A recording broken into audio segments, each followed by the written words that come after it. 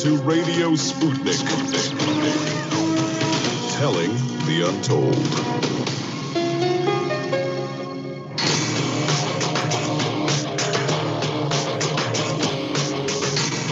Fault lines.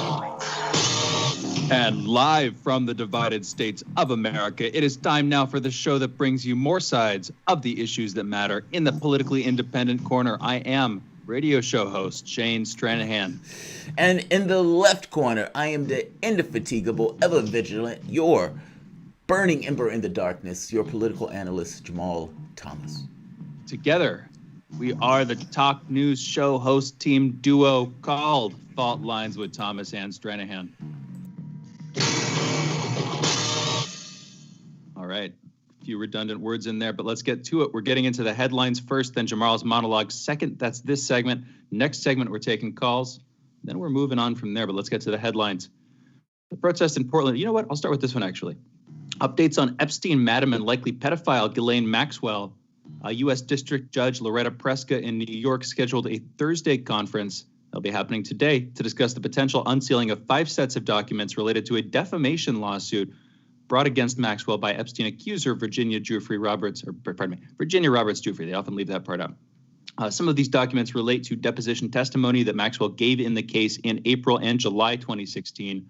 This follows on Tuesday, Ghislaine's lawyers had asked the judge in her criminal case, U.S. District Judge Allison Nathan, to issue a gag order on prosecutors, FBI agents, and lawyers for the victims of Maxwell and Epstein. Our next story, President Trump is deploying 100 federal agents to Chicago. This comes as a part of Operation Legend. It was named after 4-year-old Legend Taliaferro, who was fatally shot while sleeping in a Kansas City apartment late last month. Also comes as federal law enforcement officers have already, of course, descended on Portland, Oregon, notably, and slightly less notably, Kansas City, Missouri. We haven't been hearing as much about that.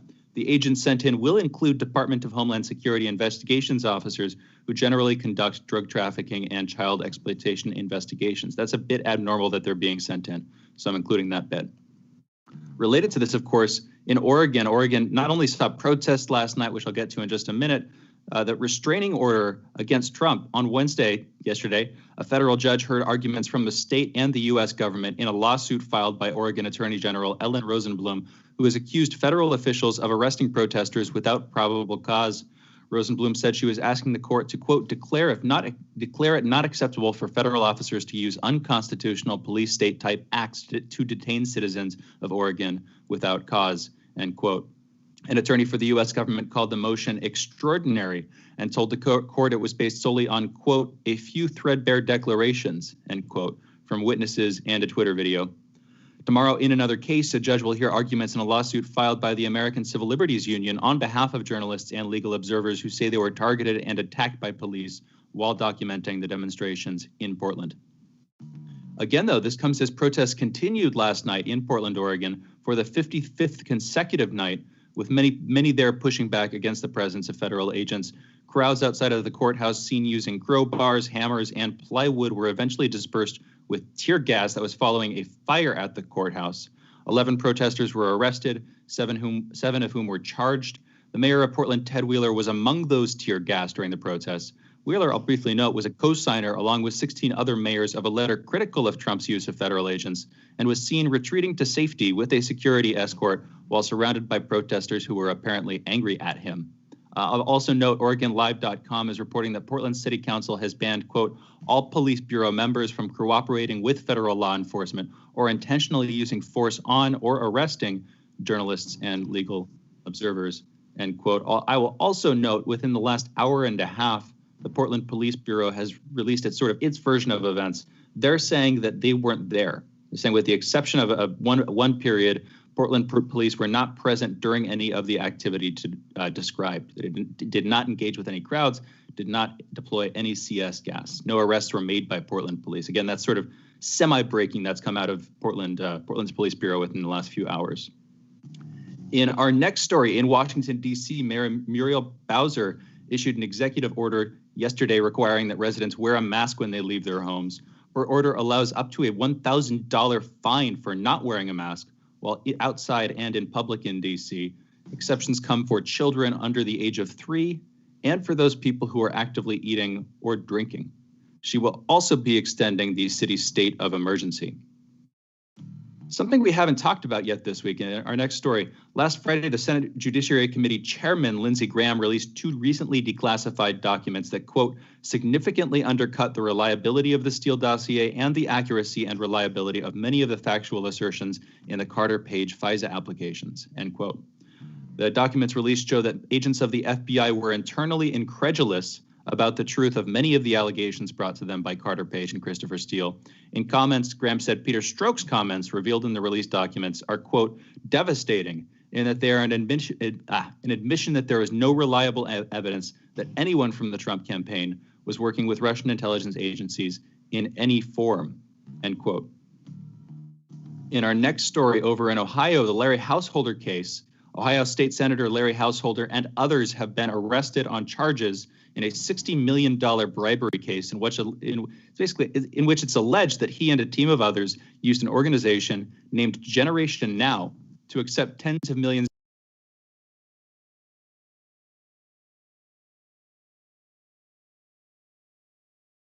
incentives, and which added a new fee to every electricity bill in the state.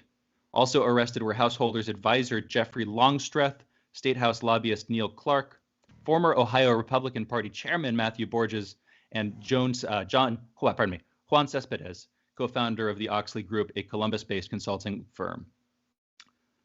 Our next story, the White House cafeteria has been temporarily closed after administration officials were alerted on Wednesday that a cafeteria employee on the White House grounds tested positive for coronavirus.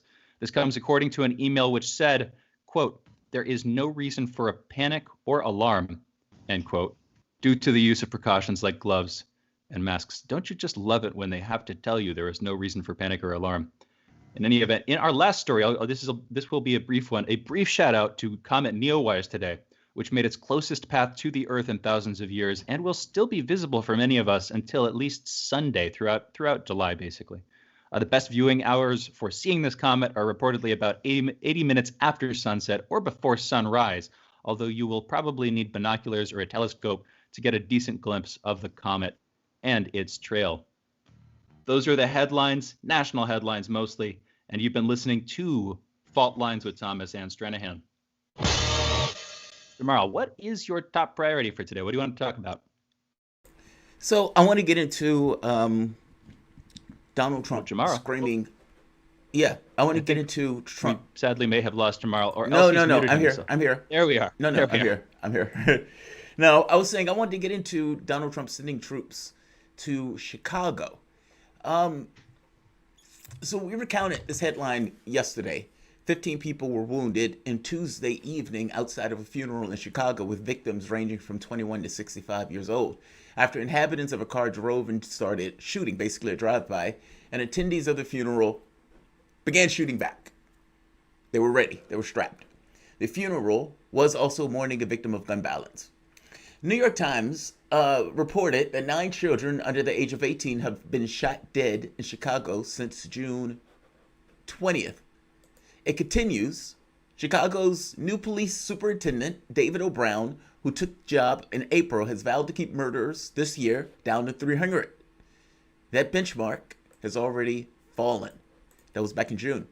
Mr. Brown called the open-air drug markets on street corners a precursor, quote-unquote, to the violence, with the drug sellers employing teenagers with no criminal history so they will be released if caught. A low rate of solving murders that hovers around 20%, and a lack of protection for witnesses both play into the continued high murder rate. Criminologists said murderers do not expect to get caught. Witnesses feel intimidated, they said. I have said on more than one occasion that crime is a rational thing.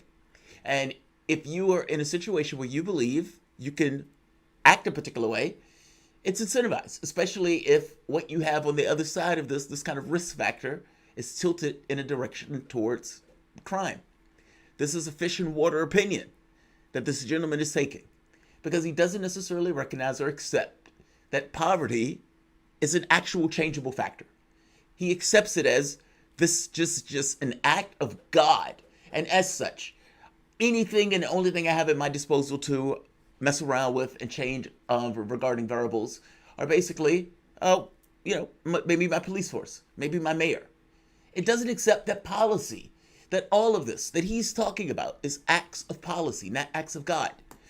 Harvard Police Health Review scholarly article titled Death, Violence, Health, and Poverty in Chicago notes that in 2014, the leading causes of death nationally in declining order and frequency were heart disease, cancer, chronic lower respiratory disease, accidents, strokes. In Chicago, however, the number one cause of death for persons ages 15 to 24 and 25 to 34 were homicide. These groups were more likely than their counterparts across the country to experience underemployment, low educational attainment, community-based trauma and violence, and premature death due to homicide. Number one, Chicago. The doctor concludes the number of poor people living in neighborhoods with extreme poverty, the ones most likely that the neighborhood conditions that foster violence, grew 384% from 2000 to 2015. That stat must be understood in the context of poverty, especially in the sense of root cause. Applying production-based epidemiological analysis to gun violence issue in Chicago, a few things are clear. We are on a path that will sustain and deepen levels of violence due to oppressive conditions. Oppression and despair invariably result from poverty, unemployment, income inequality, and racial and economic segregation. We spend hundreds of millions of dollars on neighborhoods to increase incarceration rate, while systemic segregation feeds a vicious cycle of violence. His point was that if you look at the whitest neighborhoods, you had like one shooting. If you look at the blackest, oh my God.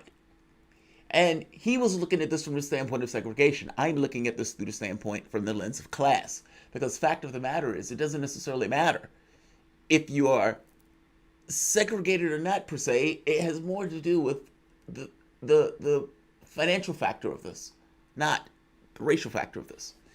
The point he's making, however, is violence is interlinked, hand in fist, with basic economic conditions that we allow in these abandoned and isolated communities. Now, considering what I just told you, everything I just said is true. Donald Trump is sending troops to Chicago. Why? Because Donald Trump wants to stem the violence of Chicago. Okay, great. Is Donald Trump going to do anything about the factors underlying why that violence takes place? Not in the least. Not in the least. Let's hear Trump sending troops to Chicago. Let's hear him make his pitch. My first duty as president is to protect the American people, and today I'm taking action to fulfill that sacred obligation. In recent weeks, there has been a radical movement to defund, dismantle, and dissolve our police departments. Extreme politicians have joined this anti-police crusade and relentlessly vilified our law enforcement heroes. To look at it from any standpoint, the effort to shut down policing in their own communities has led to a shocking explosion of shootings, killings, murders, and heinous crimes of violence. This bloodshed must end. This bloodshed will end. Today, I'm announcing a surge of federal law enforcement into American communities plagued by violent crime. We'll work every single day to restore public safety, protect our nation's children, and bring violent perpetrators to justice. We've been doing it, and you've been seeing what's happening all around the country. We've just started this process, and frankly, we have no choice but to get involved. We saw what happened in Portland with an explosion of people flooding into the streets. Donald Trump is using this basically to wrought a certain degree of havoc, where you have a large number of people who come out in response to this and run on it on the campaign pledge of law and order. That's what all of this is about. I would welcome a president to say, hey, we're going to deal with the base primary factors that has created the situation in that particular area. But that's not what's happening. It is deeply resentful. I am deeply resentful of this, of using politics for things that are deeply traumatic. That, yeah, if the resources was used for this, it could change it, but that's not what's taking place. He knows what is taking place in regards to how those troops were responded to, and he's trying to do this all across the United States. Campaign fodder, that's all this is. politics. You're listening to Fault Lines with Thomas and Stranahan. We'll be back in a moment, and Shane will get his response.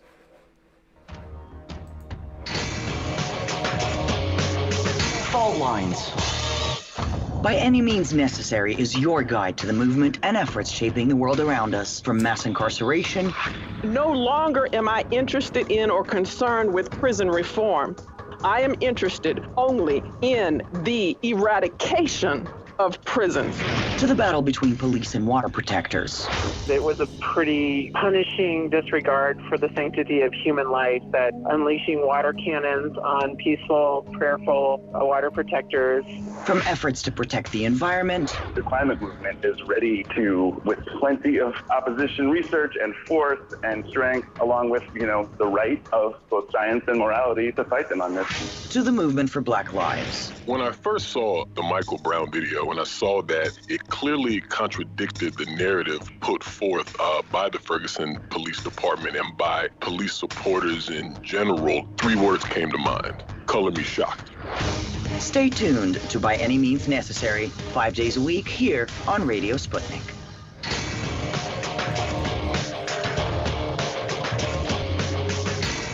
Fault Lines. And we're back. You're listening to Fault Lines with Thomas and Stranahan. We are taking calls this segment, 202-521-1320. Just a brief note, table of contents of the show. That idea again at 7:30 in the segment after this one.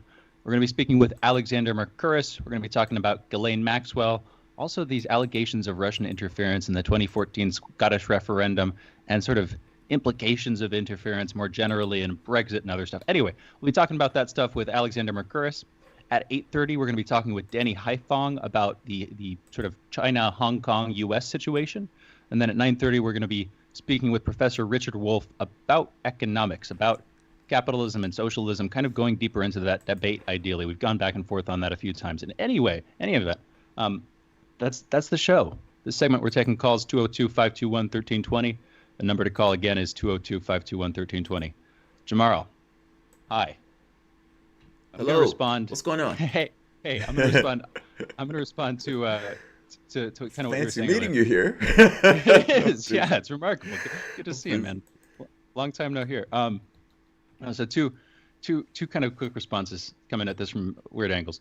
One, and this neither of these are too weird, but one is the protesters. Who's actually doing the protesting? What they're actually fighting for?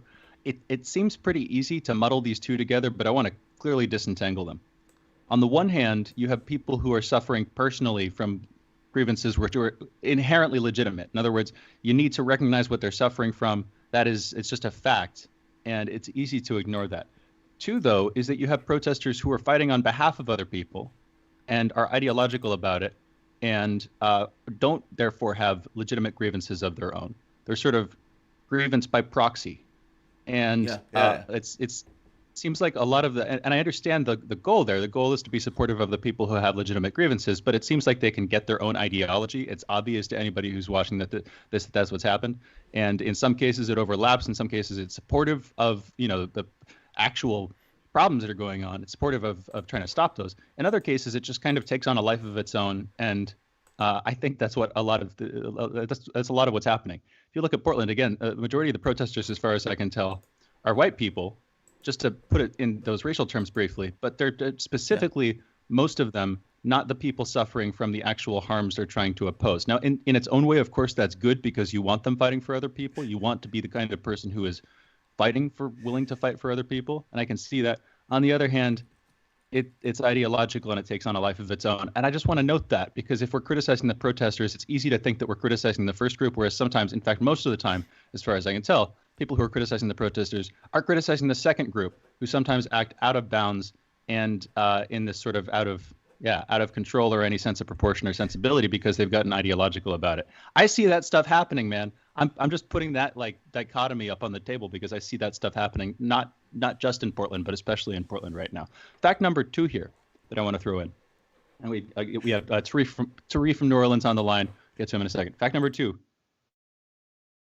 You have the mayor of Portland, Ted Wheeler. You have the attorney general suing Trump now on restraining orders, and you have the Portland police not engaging with protesters while federal officials are doing that. But I mean, if protesters are going to be trying to burn the courthouse down, that's exactly when you want police in there.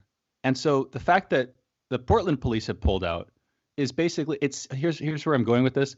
It sort of seems like these local governors are scared of the protesters, and they realize that if they pull back and they don't do this local law enforcement stuff, Trump is going to have to send in the troops, and then they're going to get to use that as moral cover while they criticize the troops that are defending their cities, while they themselves sort of stand back and do nothing. And I'm not accusing local police departments of this, because they're probably, acting on orders from local officials, like the mayor, for instance. But doesn't that, don't you see that too? That sort of they're using them as a shield in a weird way, and not defending the federal officials. They're unmarked. They shouldn't be abducting people. I don't like any of that stuff. But those two other aspects, don't you see those too, Jamarl? What's your take? I do not. I so do not. No, what I mean by that is, I think the local governments are stuck in the situation of trying to actually deal with it, and have a certain idea that, look, an over response is only going to get a counter response. And that fact of the matter is, like you said, that the reality of it is what the people are protesting, there's a legitimacy to it.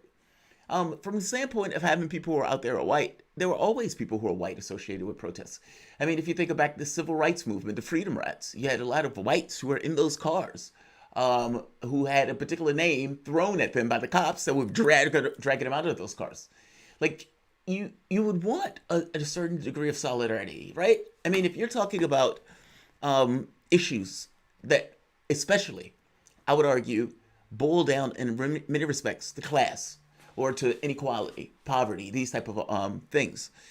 I like the fact that there are whites out there. I like the fact that you have Hispanics or gay, straight, lesbian, et cetera, et cetera. I love that. I love that. Because to me, that's what it means to be this kind of arm in arm. All of us in it together with something that goes beyond just this notion of individual idea of race. No, I think that's a positive element. What I don't think is a positive element are people who latch on to protests and use that as a term for lawlessness and rioting. I don't like that. I think that's what's happening. Really hurts your cause. Yeah, and yeah. I do think that hurts your cause. By the same token, the response by federal authorities has a provocation to it that allows that. I hope you understand what I mean. When I say that them doing that creates a pretext, a justification almost, because it's like these guys are using violence, we're going to use violence. It feeds off itself. So you can make somewhat of an argument to say, well, look, the fact that those mayors, those governors in those states didn't necessarily take that hawkish, strongman approach has a reality to it of, look, we're trying to get rid of this fire. Because what those people know, in real terms, is that all of this stuff, your society is just on a razor's edge, always. That all of this thing of law and order, the notion that stuff can break down in a heartbeat. And when that thing breaks down, can you put it back together? Now, Trump believes that this environment, this society is a fixed quantity. That because he's had a society that has always been there, that it will always be there. But I don't buy that. I mean, the reality of it all is what keeps order. And the only thing that keeps order is that people believe that, okay, my money is going to be spent and accepted as such. I'm not going to be hit over the head. This guy's not going to hit me over the head. I'm not going to hit that guy over the head. When that breaks down and it comes across as if, no, there's a sense of lawlessness. And you have people who are, again, attacking police stations, burning police stations down, this icon of law and order being torched. That stuff is coming from somewhere. And you got to deal with that.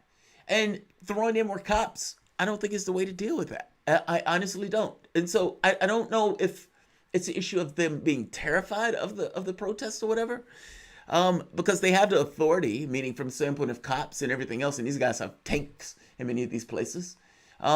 No, I think it goes a little bit deeper into this notion of, is it legitimate anger? And if it's a legitimate anger, how do we try to stem that as opposed to try to be a strong arm? Because if you do be a strong arm and you lose that, oh man, it's like, do you really want to test your sovereignty in that way? So, I mean, what if that's what I said. What if we did both? What if you tried to restrain violence and then you also tried to, help to sort of replace the underlying conditions that lead to social violence? What if you do both? Agreed. Agreed. And so I guess here's what I'm saying. I'm pretty consistent in pushing Trump and just people in general to do more when I'm on the show here. And I also try to be consistent in opposing violence, unjust violence. And I think that the violence we're seeing on both sides right now is unjust. But what I do want to highlight, and I just want to come back to this, like, if you're living in a community that's being hit really hard by these protests, and there are communities that have been hit really hard by these protests when these protests have turned into riots, which they have, as far as I can tell, with somewhat frequency, not most of them, not nearly most of them, but more of them than you are used to, than I'm used to, certainly. And I've literally been in some riots. As a journalist, I've been in a couple of riots. May Day up in Seattle, I got tear gassed. I've been tear gassed a few times. So I've seen some of this stuff close up. And the videos that I'm seeing online, a lot of this stuff has been pretty off the chain. A lot of this stuff has been terrifying, really active, actual rioting. Not to mention that this whole thing was sort of inaugurated in the first couple of weeks by like a wave of nationwide looting going on.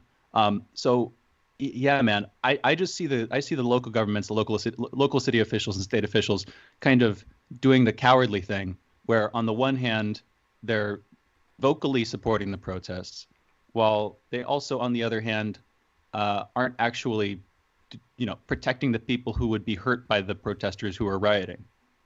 Like, they're relying on the federal government to send in their troops to do that. Because if the federal government doesn't do that, what is the courthouse just going to burn down? Are they literally going to let their governmental buildings and the sort of buildings that support their whole local system of government, including the police office down there, are they going to let those get burnt down? What's the fallout going to be from that? You know what I mean? No, I understand what you mean. And look, again, I don't like it. I mean, it's not something that I think, I don't even think those people love being out there, if that makes sense. I mean, there's going to be a section. Look, I think the thing is this. You're stuck with somewhat of a finger trap, with a quagmire. Your government has not been dealing with the real material concerns going back for decades. Hasn't touched it. Your government has allowed a certain degree of alienated and isolated communities that have basically been ignored. In poverty, and it's just as if it's a factor of life and just something that we go on with as if that's not a horrible thing that if we could eradicate, we should eradicate. That stuff turns off into a tinderbox that's set off. Now, again, cops kill 1,000 people a year, and 99% of those get off. There's no consequence for these things, the overwhelming majority of the time. So when Floyd gets killed, it looks like there would just be one of the 1,000, where the 99% nobody does anything about. But it's not. For whatever reason, it's not. And just like Rosa Parks, where it's this little, small, defiant act that turns into somewhat of a wildfire of other acts, well, that did. Now, the public is not structured in it, and it comes out in rage. And it does what people in rage do, and tear stuff down and loot. And then saner heads prevail, and that looting turns into just kind of a cohesive thing of people peaceful protesting with cops at that point just being the aggressors. Portland, from my understanding, was dying down. So I understand what you mean. Like, okay, you can't just have people destroying public property. The public is going to respond just by definition. But it seems the protests were going down. It seems that putting federal troops in inflamed those protests and made that situation that much worse. I think we weren't hearing about it. I just think we haven't been hearing about it as much. But that's what the person who we brought on the other day said. She said it was going down. She said when they put those troops in, the public responded enraged. I mean, that seems to be what was true. I think that brings more light to it, because optically, that's the kind of thing that's going to get media attention. But this is the 55th consecutive day, or it was last night. It's not like, I'd seen videos during the intervening period between the creation of the Chaz and when we sent federal troops in. It was still, a lot of stuff was going on. People were getting beaten, stuff was getting lit on fire, buildings were getting broken into. I remember that stuff too. Yeah. Fair enough. But I guess I'm saying that doesn't necessarily take away from it diminishing. It's like, yeah, my broken bone, it's healing, but it doesn't necessarily mean it's healed. It's just going in the direction of less pain. I'm just saying it's less pain. Look, again, I don't like this behavior, so don't misunderstand me. Even with the Chaz thing, I think that's weird that you would have random people set up their own internal little government in the context of the United States. That's bizarre to me. I don't know how that works. So this is not a rah-rah for that stuff at all. I'm just stuck with this thing of, like, how do you break that political stuff? And does your society have a certain way of that rebels, whether I like it or not? Okay, we're at the end. We got to take a break. And we have Tarif on the line. Tarif, please stay. We'll get back with you. I'll call back. You're listening to Fault Lines with Thomas and Stranahan.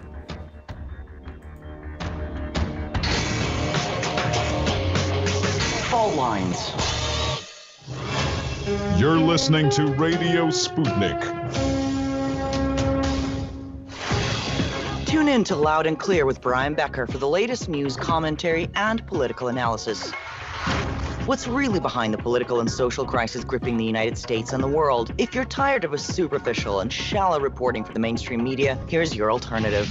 Forget the spoon-fed sound bites from pundits who know so little about so much. We deal with real issues. War in the Middle East, the military-industrial complex, U.S.-Russian relations, the rise of China, austerity, mass migration, global warming, and social justice movements in the United States and around the world, and much more.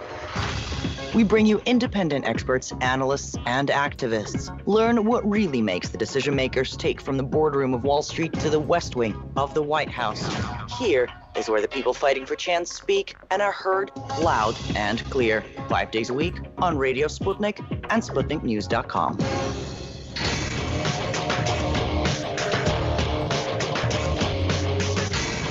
Fault Lines. And we are back. You're listening to Fault Lines with Thomas and Stranahan. We have a great interview coming up. We're going to be speaking with Alexander Mercouris, editor-in-chief at theduran.com. I want to take just a minute, though. I want to go to Tarif in New Orleans. He was a caller. He was waiting on the line. Frequent caller to the show. Tarif, what's on your mind? I have 3 comments. Joe Biden is officially under investigation with the Burisma Holdings, dealing with his son in Ukraine. My second comment is dealing with the Kroll, K-R-O-L-L Associates, which that man, they killed that judge's son and wounded her husband. He used to work for them back in the 90s and 2000 when he was managing the Russian oligarchs of money, the people that fleeced Russia, their natural resources, whatever. Well, he used to work for that company, and that company used to hire CIA, MI6, FBI, NYPD, and detectives for NSA, and Mossad too, and the connections with Dosha Bake and all that. Whitney Webb was talking about this yesterday. Y'all need her back on the show. This is very important. I'm just saying. And my last comment is dealing with the tests. The reason why the tests was low, too many people wasn't taking them in the beginning, because there wasn't no way out, like a solution like with hydroxychloroquine, which was political. They were saying it was dangerous, or they said it wasn't working. So you didn't see that many people taking it. But now people are taking it because they have no choice, because they're going back to, some people going back to work, and some people going to the doctor for dental appointments or heart procedures, and they got to take that test. But these people need a way out. They need at least to be given, if they want Remdesivir, it should be for free. It shouldn't be for $3,000. And also the other medications like interferon 2 alpha B or hydroxychloroquine with zinc, they should be given some solutions to the illness. That's all I want to say. Thank you for that, Tarif. Yeah, quick note on your second comment there about the story with Kroll Associates, and it's coming from Whitney Webb again. We want to get her on ASAP. Yeah, we want to get Whitney Webb. You can find the story. I mentioned this a few days ago over at unlimitedhangout.com, her new personal sort of media outlet, unlimitedhangout.com, and she has right up top there on her banner the story on the alleged Salas family assailant previously worked for U.S.-Israeli intelligence-linked firm. So that's there. Go check that out. I'm going to turn now because we have a guest on, Alexander Mercouris. We have a lot to talk about, so I wanted to make sure we got Tarif in there, but we have a packed conversation we're going to have, I'm sure. Alexander, how are you doing this morning? I'm doing very well. Very interested in your conversations, by the way, and looking forward to our discussions. Very glad to have you. Thank you for saying that. Glad you're on the line. Glad we have you here. For everybody who's listening, Alexander Mercouris is the editor-in-chief at theduran.com. I'll also briefly direct people. If you want to find Alexander, you can find him at theduran.com. That's, of course, the website he publishes at. It's his outlet. You can also follow the Duran on Twitter at theduran_com. Now, I'll tell you how to spell this. TheDuran_com. And of course, the Duran.com is spelled the same way, TheDuran.com. In any event, Alexander, thank you for joining us. We have a couple things we want to talk about with you today. Two sort of main categories. We can jump if we need to, but two categories we want to cover. One, Ghislaine Maxwell, a bunch of recent events, including her getting married, including the multiple cases she's involved in civilly with Virginia Roberts Giuffre, as well as criminally. Hearings on that this week. And then we also have the accusations of Russian interference back in the 2014 Scottish referendum. Earlier this week, as far as I can tell, a report was released, a very prominent report that Boris Johnson had seen back in October. That's how it's being reported.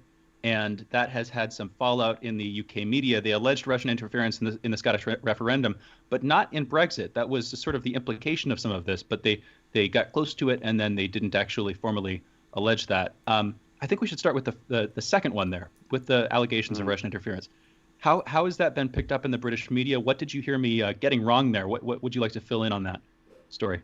You got it all entirely right, and can I just say it's been the big story in the British media, which I find extraordinary, by the way, because we at the same time had a vote in the House of Commons, which basically says that the House of Commons will not consider trade deals between Britain and the United States, even if they involve possible steps towards breaking up the National Health Service.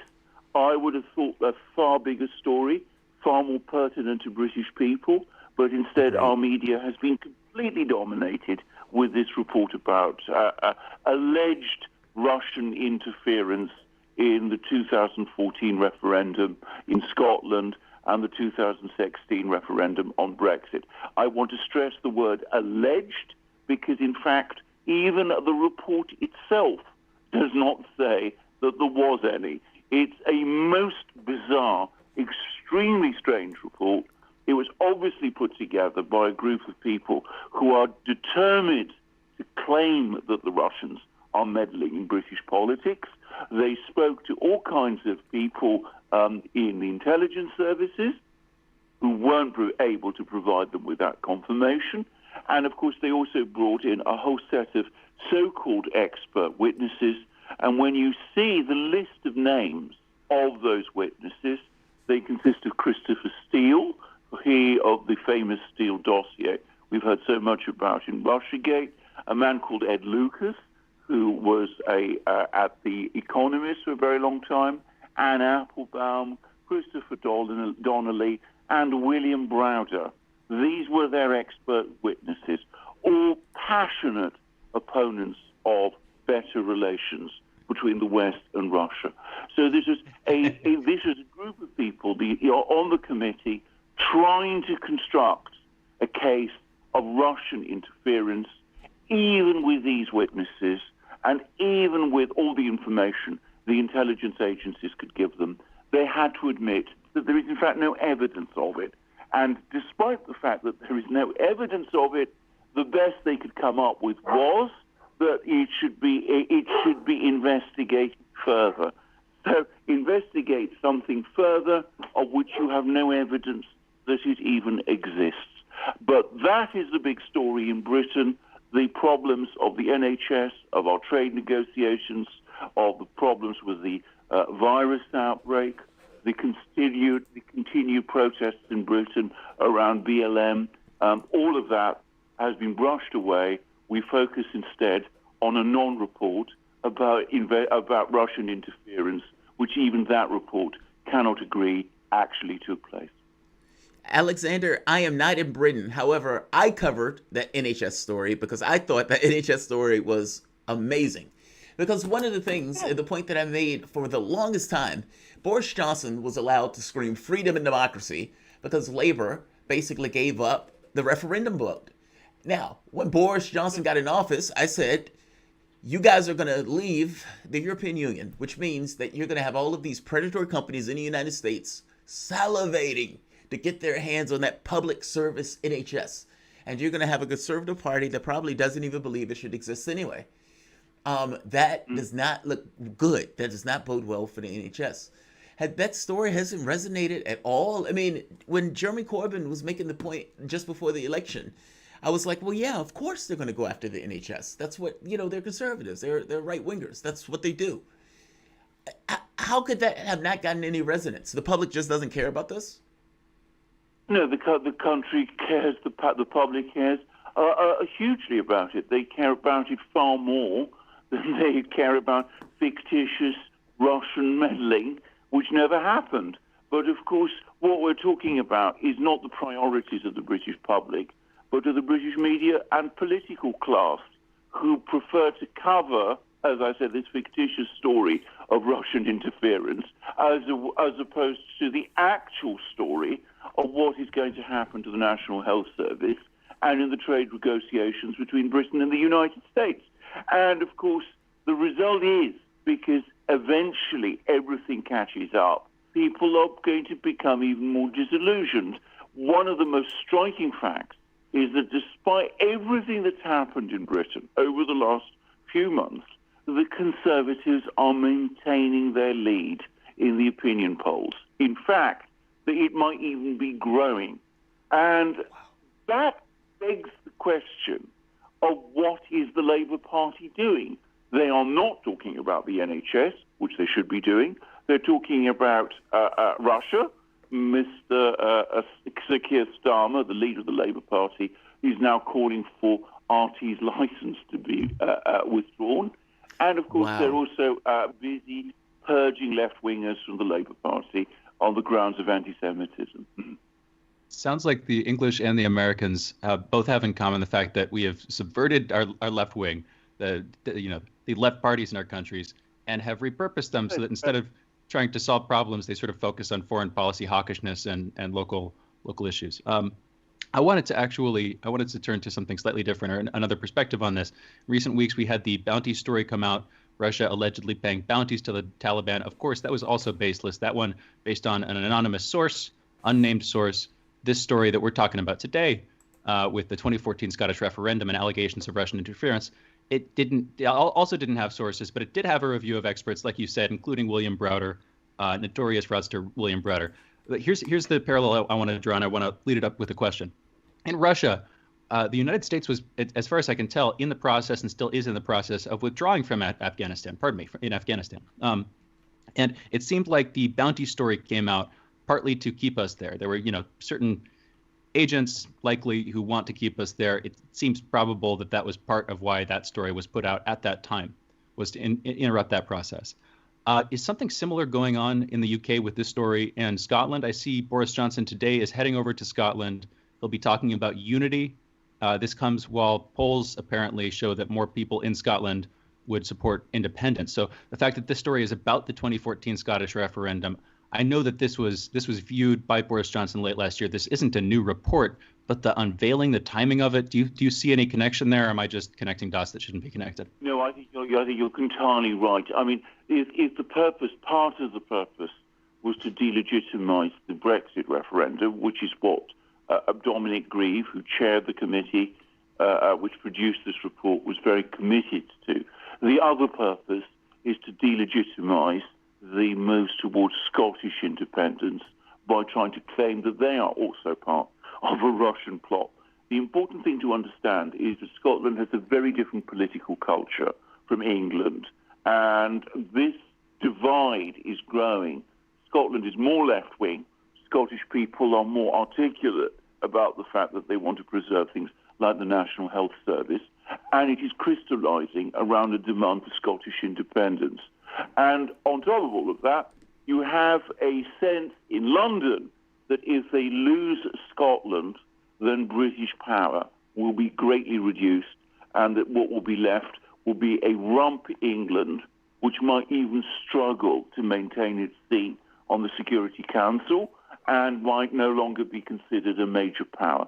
So they're pulling out all the stops now to try to stop Scottish independence happening, and they're partly doing so through this absolutely exhausted device of making it all out that it's part of some Russian conspiracy. I don't think this will gain any traction in Scotland. I would add that in Scotland, there is a far more favourable popular attitude towards Russia than there is in England. I don't know quite why that is, but that's been the tradition there. Scotland does not share the very powerful, passionate Russophobia that you find so common in England. So I think this isn't going to work in Scotland, but we're going to see more and more of these sort of stories being floated by the London media, by the political establishment in London as part of a concerted bid now to cut off the prospect of Scottish independence. And we shall see how that works out. We shall. Thank you, Alexander Mercouris. We'll be back in a minute with Alexander. He's the editor-in-chief at theduran.com. You're listening to Fault Lines with Thomas and Stranahan. Be right back.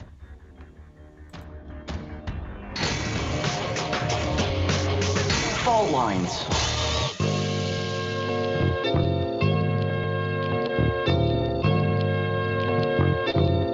What's the most important hour of the day? It's the Critical Hour with Dr. Wilmer Leon. On this show, we don't just deliver the latest headlines. We divide the real from the fake. Tune in to hear from some of the most brilliant political minds of today. Get in-depth news and analysis that goes beyond the surface and dig straight into the details. Set your clock to the Critical Hour for a news perspective unlike any of those other guys. Tune in to the Critical Hour with Dr. Wilmer Leon, weekdays 6 to 7 p.m. Eastern, and catch us on Facebook Live. You're listening to Radio Sputnik.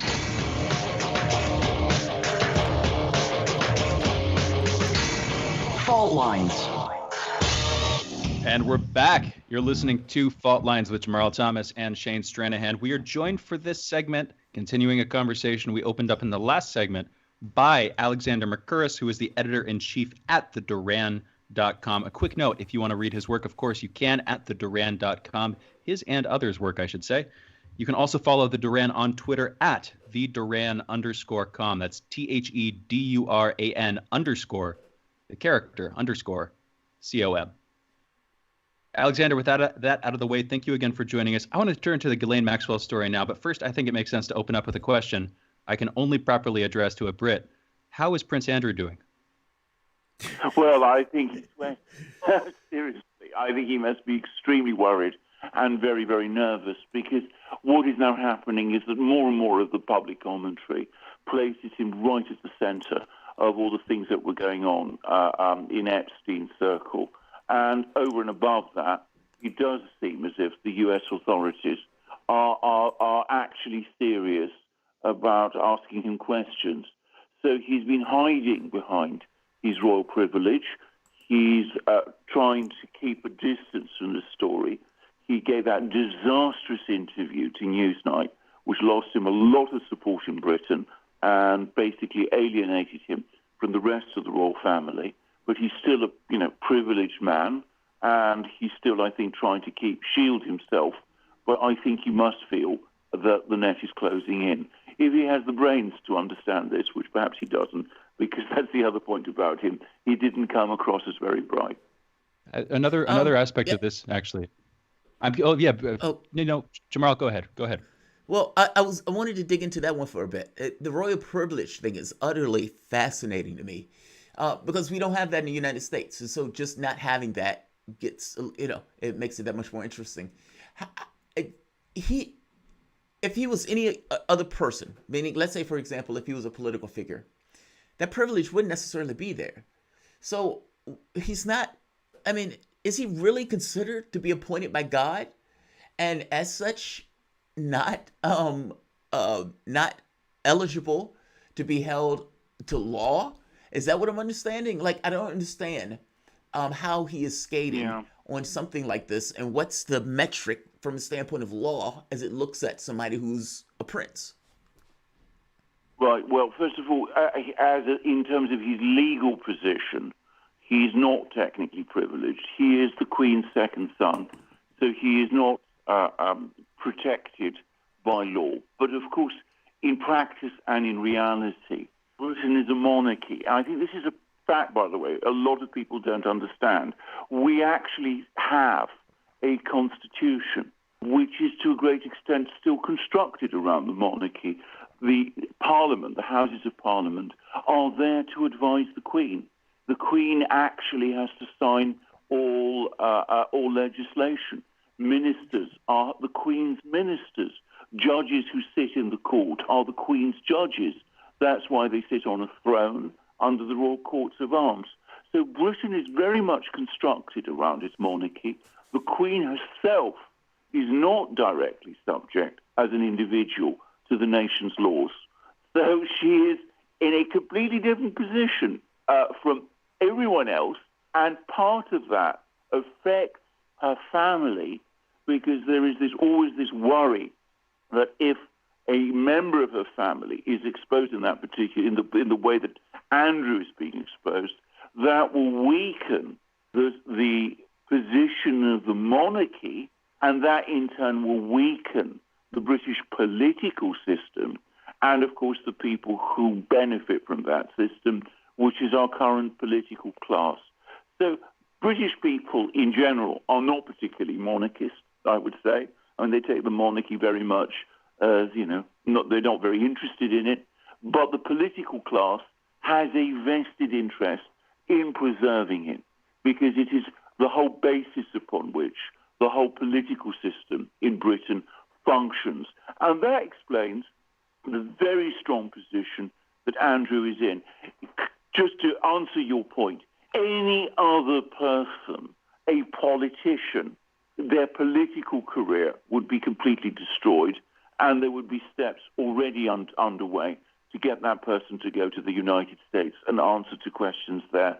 Because Andrew is a member of the royal family and the Queen's second son, he is protected in ways that no other individual in Britain, apart from the Queen herself, would be. That's phenomenal. That's phenomenal. Like saying, wow. He's in a strong position right now, but like you're saying, he's also feeling weak, at least in terms of how he's been acting in public. And that sort of leads me to wonder, what would be the impact of that reaching its breaking point in terms of the protections the royal family there can provide? If they can no longer provide those protections, what is that going to do to them, to the royal family as such in England? Well, the British monarchy, as I say, is very embedded in the constitutional structure. Also, the Queen herself is, I think, there's a sort of grudging acceptance of her. She's been around for a very long time. People quite like her. She's seen as a dignified person. There's no great animus against her. If Andrew is exposed as having done these terrible things or being involved in these terrible things and is sent to the United States, is in charge there perhaps, imprisoned there, that is a major political crisis in Britain. I mean, it was the whole question of the monarchy in the balance. I mean, it would be an even greater blow for the monarchy and the political system than the revelations of sexual abuse were for the Catholic Church. I mean, that's the comparison, but it would be much greater. And I think a lot of people around Britain would, I think, at that point, start saying to themselves, well, we can't have a small group of people who are essentially above the law simply because they are descended from Cedric, who was an Anglo-Saxon chieftain in the 6th century AD. And I think of that, perhaps after she's gone, after she's died, there will perhaps be steps to rein this monarchy in, perhaps even to move towards a republic. So it would be a shattering blow, despite, as I said, the fact that the British monarchy is very deeply embedded in its institutions, and there is a great deal of political interest in keeping it going because it suits the political class. Alexander, so let's tilt for a little bit, because I could talk about this part all day, but I don't think the audience is going to, dig me into my historical stuff with the UK, because there was a war fought between the monarchy and Parliament in this regard in order to show who was boss. But you guys kept the monarchy around after that, and that's why I find this utterly amazing that, like, even today, it's still steeped within those institutions where this crisis between the kingdom or the queendom or the monarchy and I guess you could say governmental forces themselves is just inherently there. I mean, if at any point, for example, if the queen came tomorrow and said, yeah, I am going to do X. I don't like something that Boris Johnson did. Well, what would the government do? Like, the government will behoove to respond in kind, but how would that look? I am fascinated by questions like that, but I'm not going to go into that. What I am going to ask, though, is with the things that are taking place, meaning these guys putting and steeping this Russia stuff into the press over there, and not to mention China stuff. I mean, Donald Trump was pushing this notion of China, you can't use Huawei and those type of things. How is that going to be reflected from the standpoint of the public itself? Is the public believing those stories in the way that they're coming out in the media? Because here, the public actually believes the story, despite the fact that the underlying things for the story is not necessarily there. How does the public respond to stories like that are being steeped out, especially when it's stopping, let's say, something like 5G, or, especially if it's stopping something like 5G, something that they were actually going to use that was going to materially help that particular population. Does the population view that favorably, or does it just, kind of go along with what the mainstream media sells? I think the short answer is that the higher up the social scale you go, the more people believe these stories. This is the paradox of it. The lower down the social scale you go, if you go down to, people who have to live hard in their everyday lives, they don't believe in any of this, actually. They're completely skeptical about it. But they have no voice because the political system has been so constructed in Britain that they are completely frozen out. The closest they ever came to having a voice was when Jeremy Corbyn became elected leader of the Labour Party and was talking about transforming the Labour movement into an all-inclusive movement with a strong base outside the parliamentary party in Westminster. And, of course, the result was the political class closed ranks against him. He was the subject of a relentless smear campaign, and eventually, as we've seen, he was driven out. So the mass of the population are just not, as I said, at all convinced by any of this. They're completely skeptical about it. They don't perhaps necessarily, reject it. I'm sure most people, if you ask them in Britain, would say, Russia is a powerful country, and no doubt the Russians do all sorts of things. But they would probably say the same about Britain. There's much more awareness of, if you like, of the nature of political manipulation and this sort of thing in Britain than I get the sense that there is in the United States. Because I don't think the British, as a public, have the same trust and confidence in their leadership that many people in the United States still do, or the same passionate commitment to Britain that many Americans still have, the American system and its constitution and all those things. I think people are more distant from this, and they're more skeptical about things they hear. But at the same time, as I said, they've been deprived of a voice. If you go higher up the tree, if you go to places like the universities, the political class in Westminster, the media, it's very strange how completely people there have accepted these stories, even despite the obvious logical fallacies and absence of evidence that there is behind them. Alexander, thank you so much for joining us. My great pleasure. Hopefully we can have you back on soon. For everybody who's been listening, that was the voice of Alexander Mercouris. He is the editor-in-chief at theduran.com. You can, of course, check out The Duran at theduran.com. You can also follow The Duran on Twitter at theduran_com, at theduran_com. We have another great 2 hours coming up. We just finished an interview, of course, with Alexander Mercouris. At 8:30, we're going to be talking with Danny Haifong about China, Hong Kong, the U.S., the Great American Firewall. Then at 9:30, we're having a conversation about the great debate in economics, capitalism versus socialism. We back in just a minute. You've been listening to the most disruptive show in American radio, Fault Lines, with Thomas and Stranahan.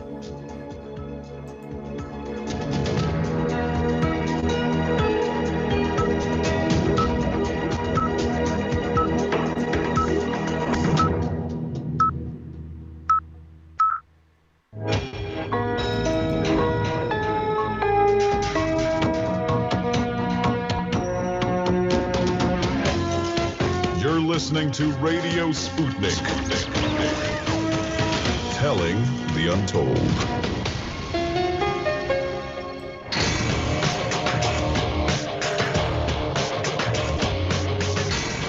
Fault lines. Live from the divided states of America, welcome to your daily inoculation for propaganda. In the left corner, I am the indefatigable, ever vigilant, the last antibody to a sick and seizing political system, your political analyst, Jamarl Thomas.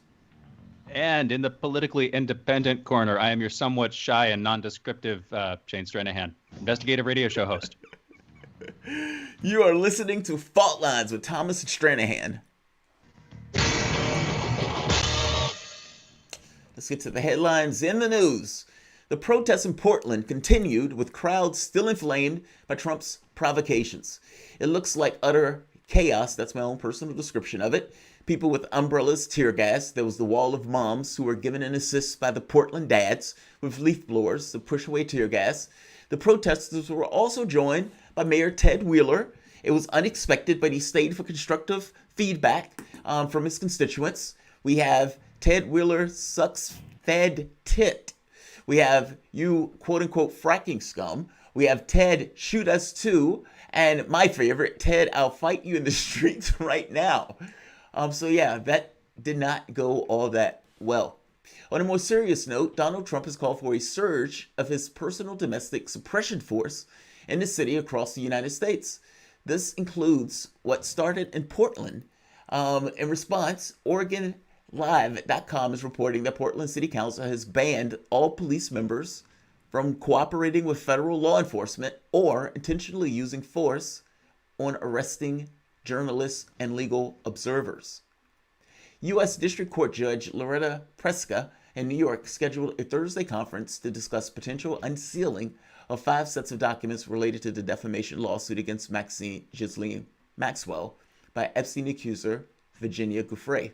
Some of those documents related to the deposition testimony that Maxwell gave in the case in April and July 2016. On Tuesday, Ghislaine's lawyers had asked the judge in her criminal case, U.S. District Judge Allison Nathan, to issue a gag order on prosecutors, FBI agents, and lawyers for the victims of Maxwell and Epstein. On Wednesday, a federal judge heard arguments for the state and the United States government in a lawsuit by Oregon Attorney General Ellen Rosenbaum, who has accused federal officials of arresting protesters without probable cause. Rosenbaum has said she was asking the court to declare it not acceptable for federal officers to use unconstitutional police state tactics or type acts to detain citizens of Oregon without cause. An attorney for the United States government called the motion extraordinary, quote unquote, and told the court it was based solely on a few threadbare declarations from witnesses and Twitter video. Tomorrow, another case, a judge will hear arguments in a lawsuit filed by the American Civil Liberties Union on behalf of journalists and legal observers who say they were targeted and attacked by police while documenting the demonstrations in Portland. In Washington, D.C., Mayor Muriel Bowser issued an executive order on Wednesday requiring that residents wear a mask when they leave their homes. Her order allows up to a $100 fine for not wearing masks outside of the public in D.C., with exceptions for children under the age of 3. She will be extending the city's state of emergency. Interesting to note on that, 53% of Republicans in a poll by Politico basically agreed with that policy, that there should be some kind of fine or, for that matter, arrest of people not wearing masks. Astonishing. We should go over it. Something we haven't talked about yet. Last Friday, Senate Judiciary Committee Chairman Lindsey Graham released 2 recently declassified documents that significantly undercut the reliability of the Steele dossier and the accuracy and reliability of many of the factual assertions of the Carter Page FISA applications. They show, quote unquote, they show that agents of the FBI were internally incredulous about truths of many of the allegations brought to them by Carter Page and Christopher Steele. In comments, Graham said that Peter Strzok comments revealed in the released documents are devastating in that they are admissions that there is no reliable evidence from anyone from the Trump campaign was working with the Russian intelligence agencies in any form. If there was anything else in order to undermine the dossier. The Lori Householder case, Ohio State Senator Larry Householder and others have been arrested on charges in a $60 million bribery case in which it's alleged that he and a team of others used organization named Generation Now to accept tens of millions of dollars from an unidentified company in exchange for protecting 2 nuclear power plants from closing, removing renewable energy incentives, and added a new fee to every electricity bill in the state. Also arrested were Householder's advisors Jeffrey Longstretch, State House lobbyist Neil Clark, former Ohio Representative Party Chairman Matthew Borges, Juan Cespedes, co-founder of the Oxley Group, a Columbus-based consulting firm. The White House cafeteria has been temporarily closed after employees were officially alerted on Wednesday that a cafeteria employee in the White House grounds tested positive for coronavirus. This comes according to an email which said there is no reason for panic or alarm due to the use of precautions like gloves and masks. Great. And last, a brief shout out to Comet Neowise. Yes, I love that today, which made its closest path to Earth in thousands of years and would still be visible for many of us until the least Sunday. Best viewing hours are reported about 80 minutes after sunset or before sunrise, although you need binoculars or a telescope to get a decent glimpse of the comet and its trail. Those are your headlines. You're listening to Fault Lines with Thomas Stranahan. The Comet Neowise thing is fascinating. If you ever get the opportunity to actually see it, there's a video of the ISS basically observing the comet. And as it's turning around the Earth and you just kind of see in the sunshine, you see the comet just kind of blazing through space. I am a sucker for stuff like that. I get weepy over those type of things. My wife says, "You're an Iron Man, you don't have a heart." Well, yeah, get me talking about Star Trek or get me watching something like that. I will bleed all over the place. So Shane, we were having a conversation about what was taking place in Portland. I need to say, though, and I need to make the basic point. I don't consider, from the standpoint of political ideology, people who are rioting as being a part of my political ideology. If I was walking around in a protest and I saw people burning down the building, I would in no way consider the reason and rationale of somebody who is either looting a liquor store or burning down a Wendy's as being, yeah, these guys are on my side of the political distribution. Not in the least. I don't even know why they are doing that. It wouldn't even occur to me to do that, especially since many of those businesses that are being attacked and hit are businesses in that community that are also in a similar boat as they are from an economic standpoint. I don't find it to be productive, and I don't necessarily want the provocation with the state on something that has a basis of credibility associated with it, because it makes it that much worse. And to be honest, the public tends to disagree with those type of actions, so it doesn't necessarily help your cause. So it's not, this is not like rah, do it. I disapprove of it in general. I think my thing is, I look at this stuff in a way and saying, this has to happen. That's the way I see it. And we in this country don't protest. Like if we were in France, I think we mentioned yesterday, like in France, it is a national pastime. My wife and I were in France when the farmers brought cows into the streets of the highway to stop traffic. Like any random time you visit France, there's a protest on something. It's in their bones. It's like this liberty thing where you have the flag holding up the flag. But in America, that's not something we tended to do per se. That's something we've been kind of lulled to sleep, and all of a sudden these people are kind of like walking out of the darkness, out in the cave, and they're just kind of feeling their way out. I don't love it. And the problem that I have is ultimately, anytime people protest, you're always going to have a small section that decides this is our protest for lawlessness. This is our way of burning stuff down or setting something on fire or tagging something. This is a way of doing that. And it's not a political statement. It's just chaos. I just want to make a deviation between those things because I think there is. Now, the catch becomes, how do you have one without the other? I have no answer for that. And if that means that I have to accept this other small faction doing that as a pain just associated with the protests themselves that is legit, I'm stuck with that. Unless you could tell me a way out. Like, it just seems that those things kind of come in tandem because you have this, I don't know, I guess the area of protests, when people go out, it creates this kind of provocation where you're outside of law, outside of society slightly. You're askew. You're not entirely out of it because you're still held by First Amendment rights, which means you're still under law. But you're kind of not. And it's kind of become clear that the state really doesn't like you. When they're sending out the cops, they hit you and tear gas you, it gets it very clear that you're not appreciated doing this. And maybe within that zone of fuzziness in regards to law and politics and whatnot, you have people who say, yeah, this is my opportunity to tag a store, to burn something down, attack this, to attack that. And look, maybe there is righteous rage associated with that, but still, that seems to be a zone of it. But that's not something I approve of. I think that needs to be clear. At least I want to make that clear. When you come up with the idea of, like you said, justification and so forth. Did you see the Oregon Dads thing?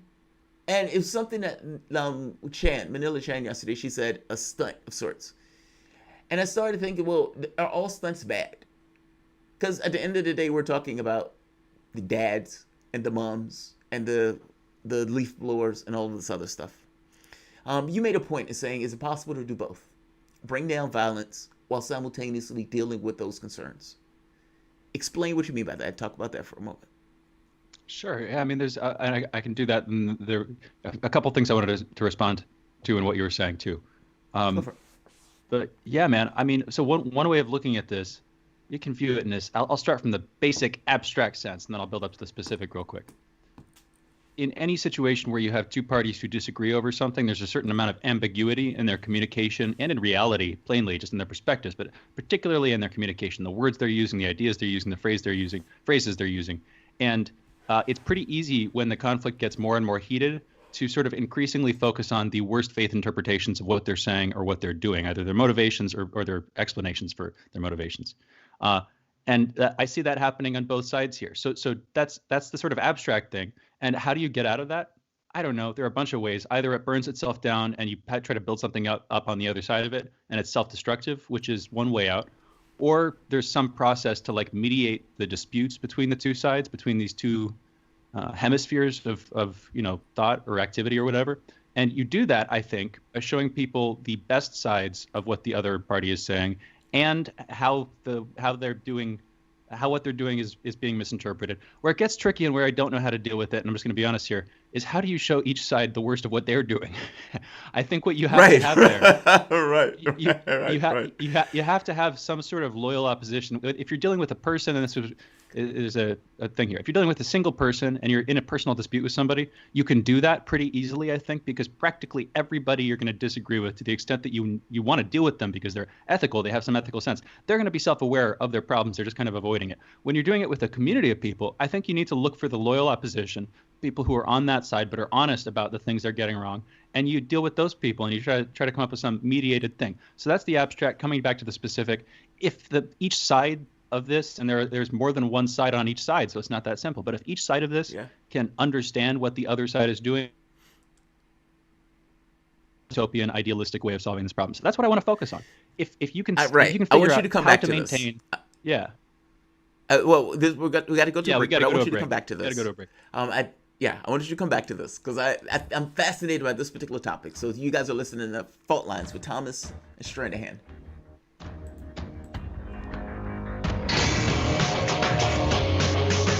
Fault lines.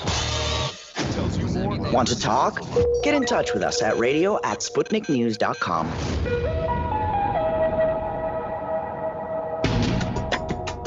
Epidemics and pandemics could kill millions of people, and they actually did.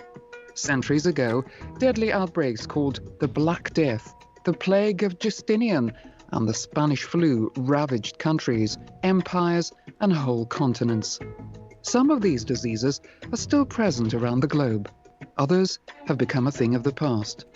Discover how these ancient and not-so-distant outbreaks from previous centuries differ from modern-day SARS, MERS, and coronavirus pandemics.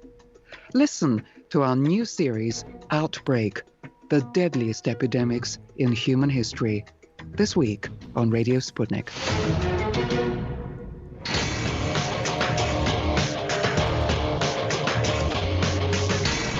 Fault lines. And we are back. You're listening to Fault Lines with Jamarl Thomas and Shane Stranahan. We're taking calls this segment. 202-521-1320 is the number to call. 202-521-1320. Quick note, if you want to call in next segment and the segment after that, we're going to be speaking with Danny Haifong about Hong Kong, China, the United States, and the relationship between those entities. And we'll be taking calls before that. But if you want to throw any questions for us to ask Danny, or you want to call in during that segment for questions with Danny yourself, please feel free to do so. Again, 202-521-1320, and we're taking calls now for this segment too.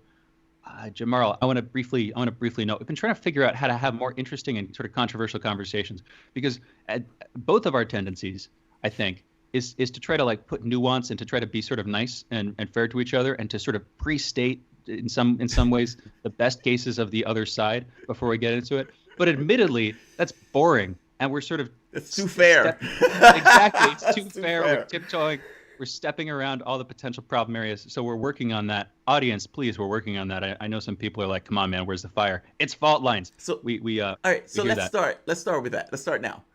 Would you ever want to get? It's starting on what you were talking about, where you were basically saying, "Look, I think we need to do both, and we need to somehow position in a way where we can say, here are the loyal opposition of the people who we're disagreeing with, etc."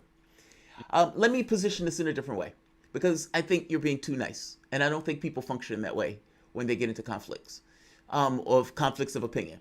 Would you ever want to get to an argument with Mike Tyson? Just basic argument over anything. It could be over peanuts. That sounds kind of fun. I'll be honest. Okay. I would do it. I would do it. All right.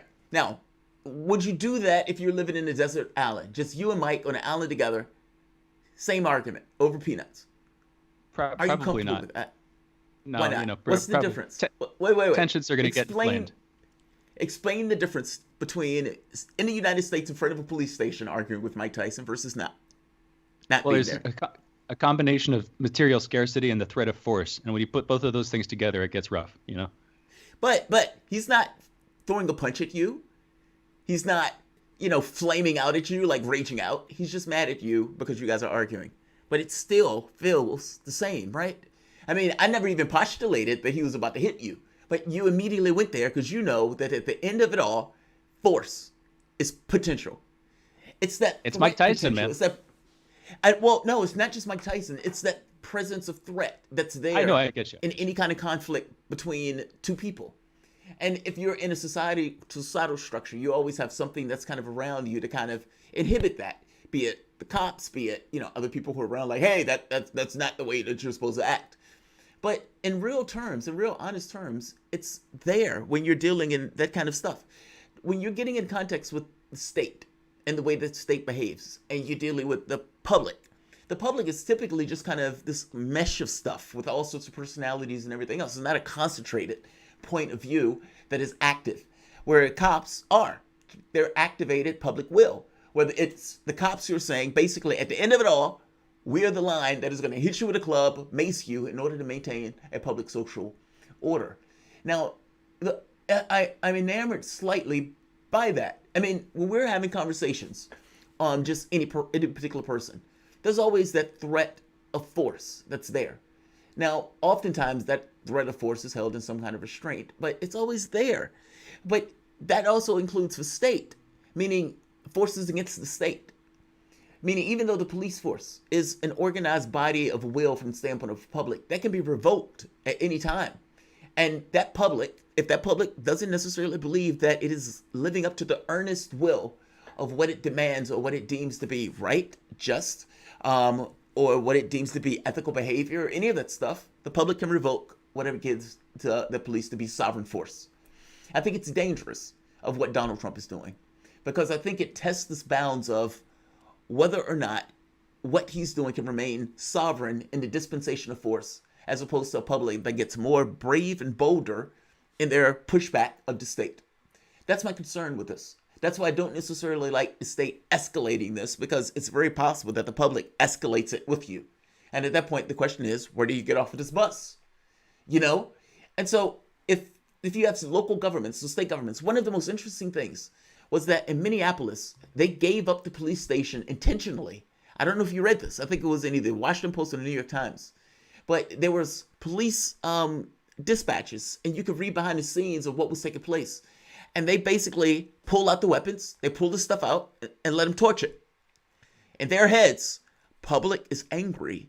And if we push back too hard, we may lose what we have as a tenuous thread of rule.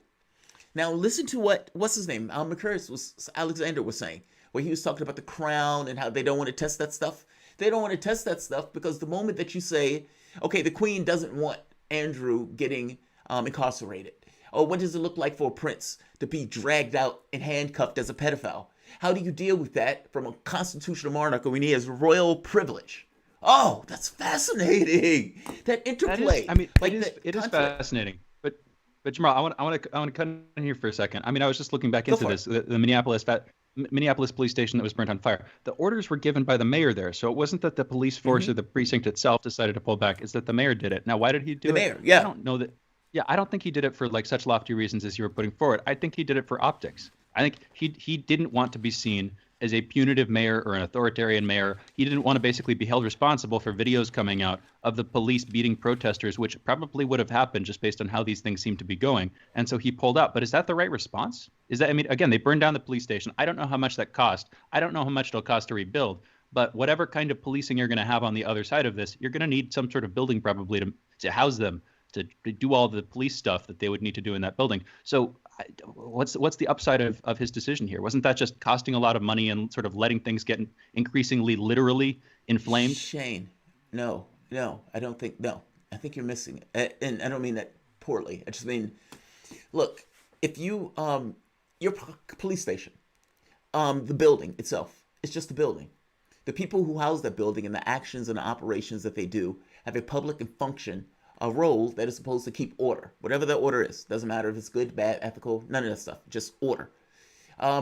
Something has happened that has been monstrous. And as such, they know that if they push too hard and those cops are out there beating protesters, there will be an escalation in response because people were angry. That goes beyond just the roles that those people are inhabiting. That goes into this whole notion of your societal order is falling apart because of what happened, what that state just did. Now, they have two reactions. He can say, we're going to push back and we're going to crack heads, and that's what we're going to do. Or we can pull out. And we can accept that these people are angry. I would say pulling out is probably the better option, as opposed to going into this notion of we're going to attack and crack heads and hold the line in regards to the police station that can be rebuilt. So what? It costs money to rebuild it. Yeah. But you've just done something that is horrendous. And the outcome to that, if you indeed are going to try to throw out the troops in order to beat up people who have a legitimate, righteous indignation associated with what they're doing, I think it's going to be a worse outcome. I think the outcome matters more to me. I think we've had our back and forth. We've got two callers. We can keep going on this, but we've got two calls I want to get to. Yeah. Let's do the callers. While we've got time. We've got Adam from Colorado on the line. Adam, what's going on? Not too much. On the cop thing real quick, the mayor actually would pull them back because what you're trying to do is turn public opinion from the destruction of property. So you allow it to happen while the police are not escalating, thereby you turn public opinion, and then you can send the cops in to crack heads. That's actually a known tactic. It's been seen around the world for decades. So that's what's going on there. But I want to go back to the initial comment on burning it all down and starting again. I have a problem with that formulation because it presupposes that the majority in society actually care about keeping the system as it is. It says they have something to lose. But there is a large swath of people that really do not feel that way. And when you create a system that so subjugates so many from inequality to enforcement, what you're creating is a subclass of people.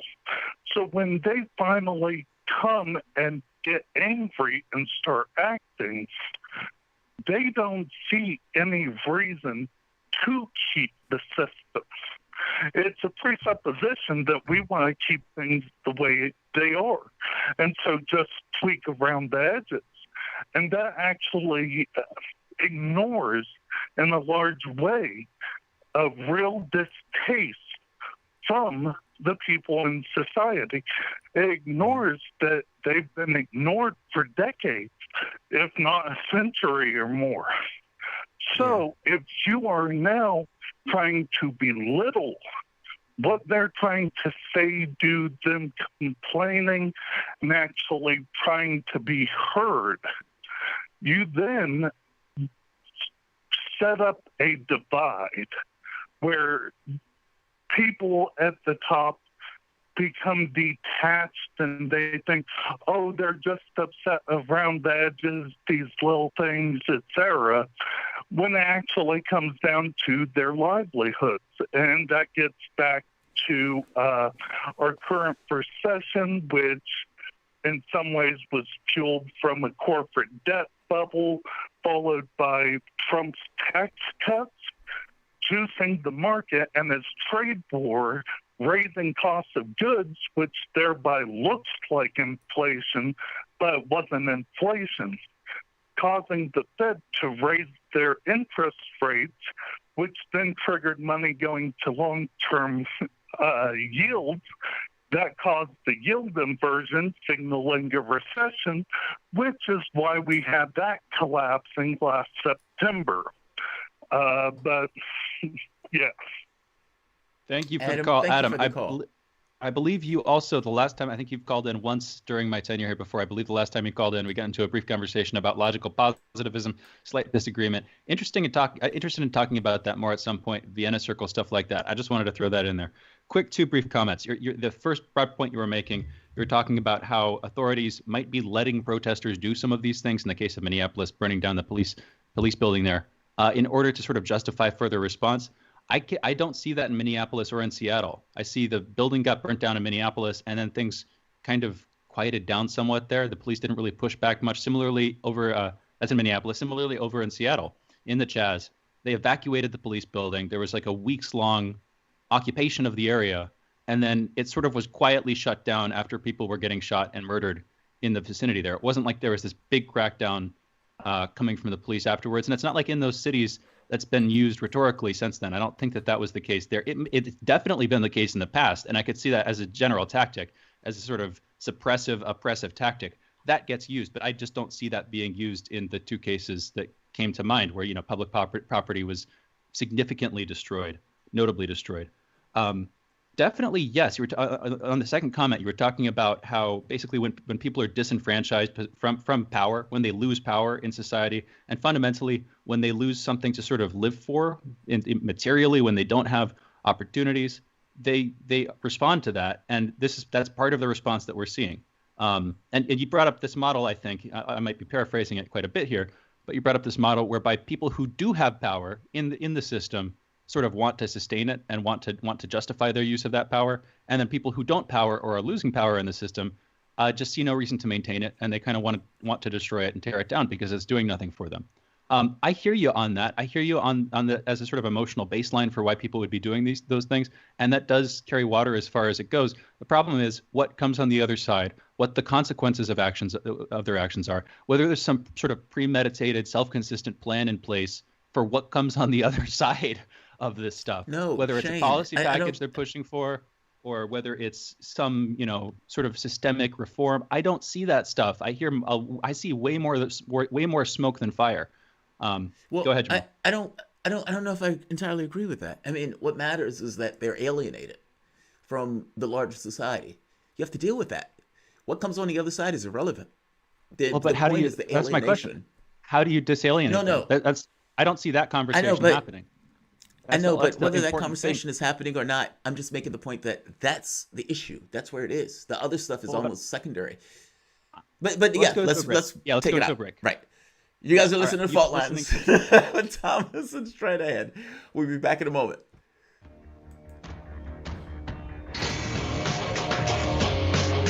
Fault Lines. We are above all the latest developments, and we don't take any sides. Radio Sputnik, telling the untold. Shooting from the lip. We're taking no prisoners here. Real opinions for real people.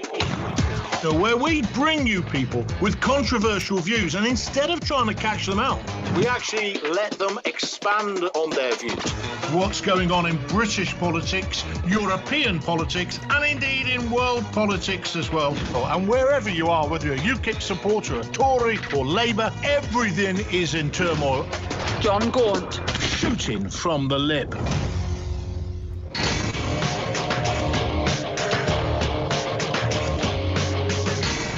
Fault Lines. And we're back. You're listening to Fault Lines with Jamarl Thomas and Shane Stranahan. We're joined for this segment and the next by Danny Haifong, who's a contributor to the Black Agenda Report and the co-author of American Exceptionalism and American Innocence, A People's History of Fake News. Danny, thank you for joining us. How are you doing this morning? I'm doing all right. Thanks for having me. Yeah, well, thank you again for being here. We're talking about a couple of things. Broadly, we're talking about the relationship between the U.S., Hong Kong, and China. I think I'll start with this. Any comments, any notes on the sanctions and everything else that's happened over the last couple of weeks? The U.S., from different interior departments, has sent a bunch of different sanctions, applied a bunch of different sanctions to Chinese nationals, to companies in China. So just any comments sort of starting off on that recent process?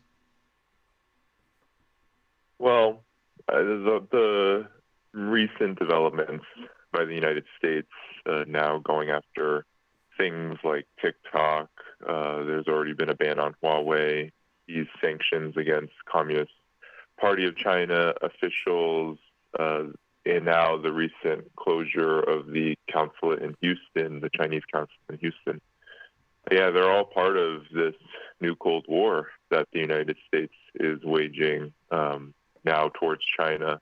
It has been an ongoing process. This didn't start yesterday. The Obama administration's pivot to Asia really did begin this two-pronged attack, both economic and military, towards China. But the way that the United States has responded to the national security law in Hong Kong has been to double down on its opinion that it has the right to determine what happens in relation to China's internal affairs. And I think as any person in the United States who is interested in stopping the United States' drive towards war with any country should be interested in opposing all of these moves.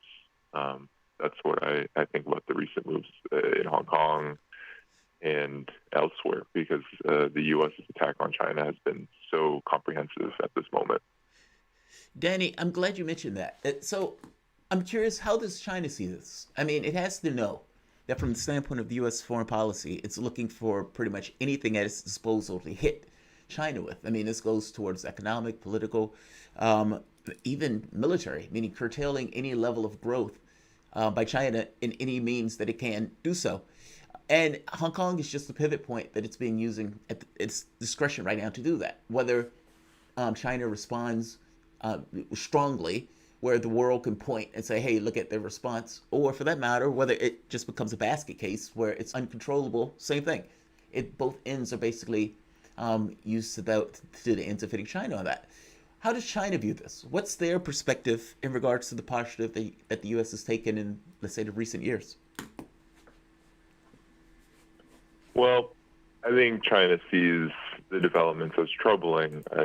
China for decades has taken a line that it will cooperate with any country economically, politically, so long as these countries respect China's sovereignty. And right now, that's not what the United States is doing. So China's perspective is that this is all troubling. And if you follow Chinese media, you can see that there's an attempt to kind of reach U.S. audiences and show that China does want to cooperate with the United States, but it won't also sit back and allow the United States to basically treat China like it is some kind of a state that will eventually fall to the U.S.'s diktats in its own backyard. China is fully capable and will continue to defend its sovereignty. And I think all of China's moves up until this point are all about that. So now China has announced that it is considering the closure of U.S. consulates.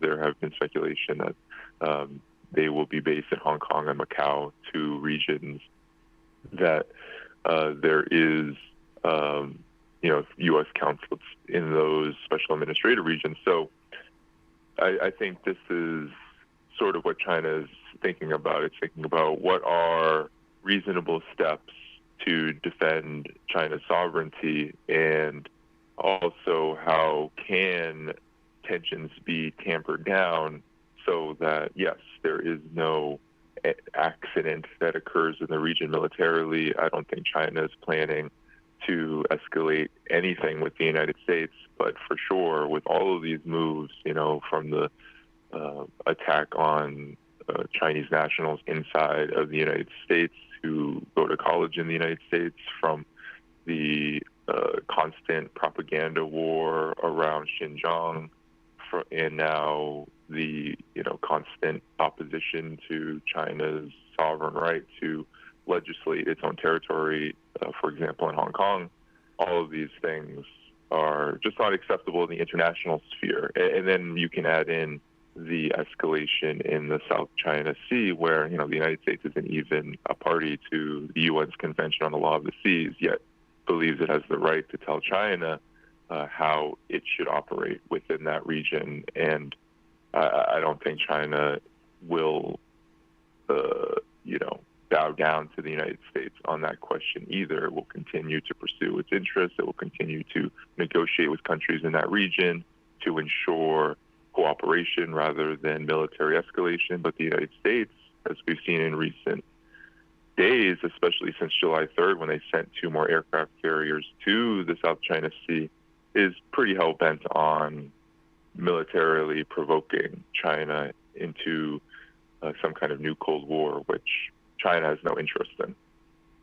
So one comment on the South China Sea stuff is to include the Spratly Islands. It just seems to me like it's not just between the U.S. and China; it's also between China and the Philippines and Vietnam. There, am I getting that wrong? Should I just view them, in your opinion, as proxies of the U.S., or do you see them as having their own sort of territorial influence, their own opinions, their own motivations, and their own perspective that China is also sort of in opposition to at this point? No, I don't think that they're necessarily just proxies of the United States. I think China has relationships with both of those countries, and they also have their disagreements. However, the United States is trying to capitalize on disagreements on how to kind of divide up the resources in the South China Sea to its own advantage. And I do believe that, especially in the case of the Philippines, but not only the Philippines and Vietnam, but countries all across the Asia Pacific, there has been an attempt to build military relationships with these countries and thereby push and influence these countries into keeping up the disputes with China over the South China Sea, when China's approach is more so negotiation and trying to figure out ways to cooperate, even if there are disagreements. So, no, it's not necessarily that these countries are merely proxies, because both the Philippines and Vietnam do have significant relationships with China as well. It's just that when there are disagreements like this, the United States is so keen on trying to take advantage of them for their own interests, and that's what's happening in the South China Sea right now.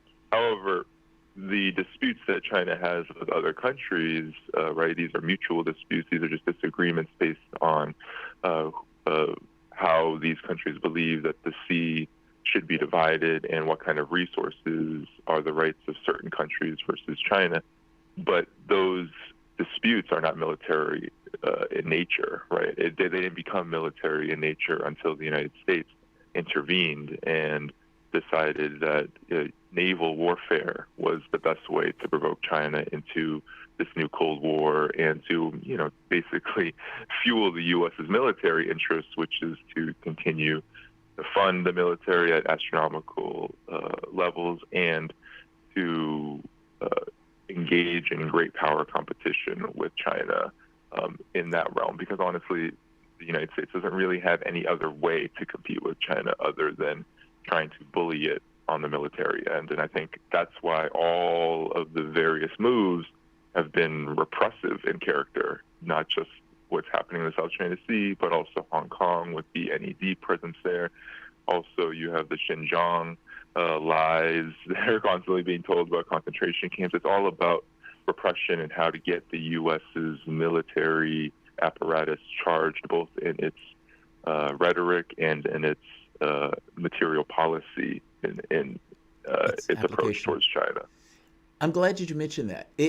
I've been fascinated by the interactions that have taken place between nations, especially when there's like a power distribution, or maybe not even entirely a power distribution between those nations, but how the perspectives of those nations and what those nations and how far they're willing to go sometimes sets the foreign policy.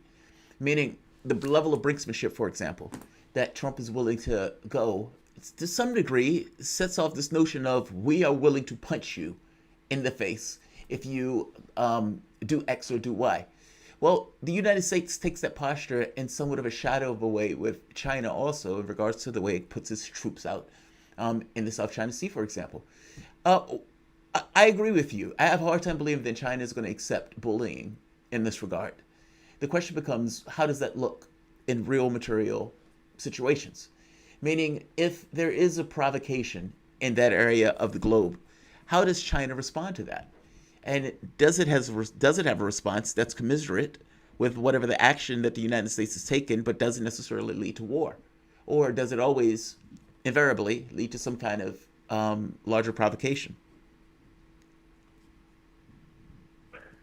Yeah, I think this is the real bind here, is that on in the real world level, right? China, despite its growth, despite the fact that it is the economic engine of the world, and it will be for years to come, it will be the greatest economic power.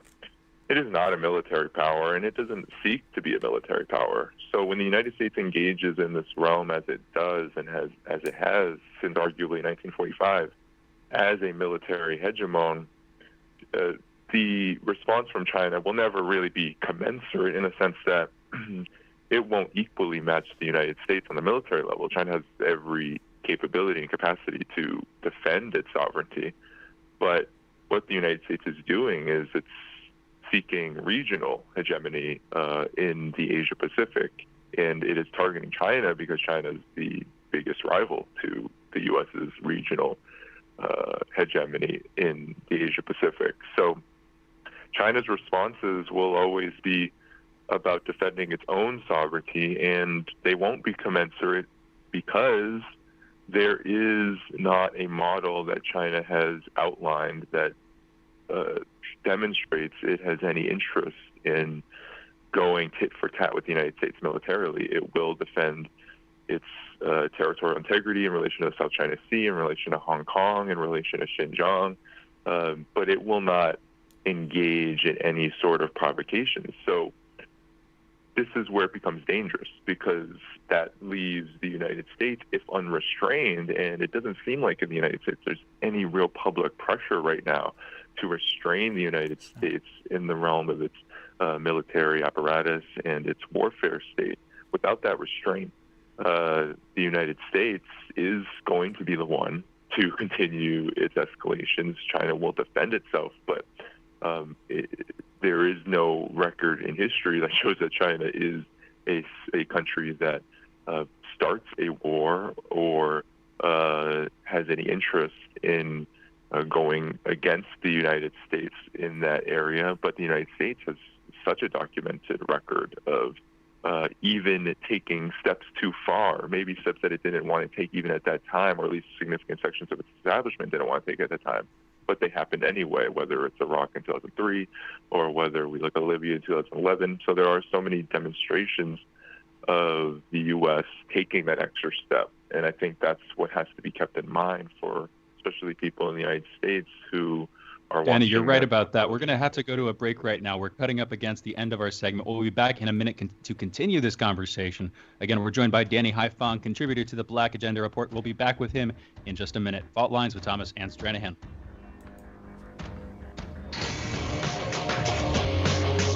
Fault Lines.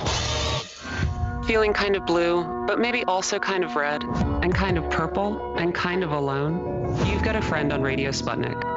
Tune into Political Misfits from 12 to 2 Eastern Time, Monday through Friday, for news, politics, and culture without the two-party bias. Catch us daily on 105.5 in Washington, D.C., or 102.9 or 104.7 in Kansas City. Or find us on Twitter, Facebook, YouTube, Spotify, or wherever you get your news.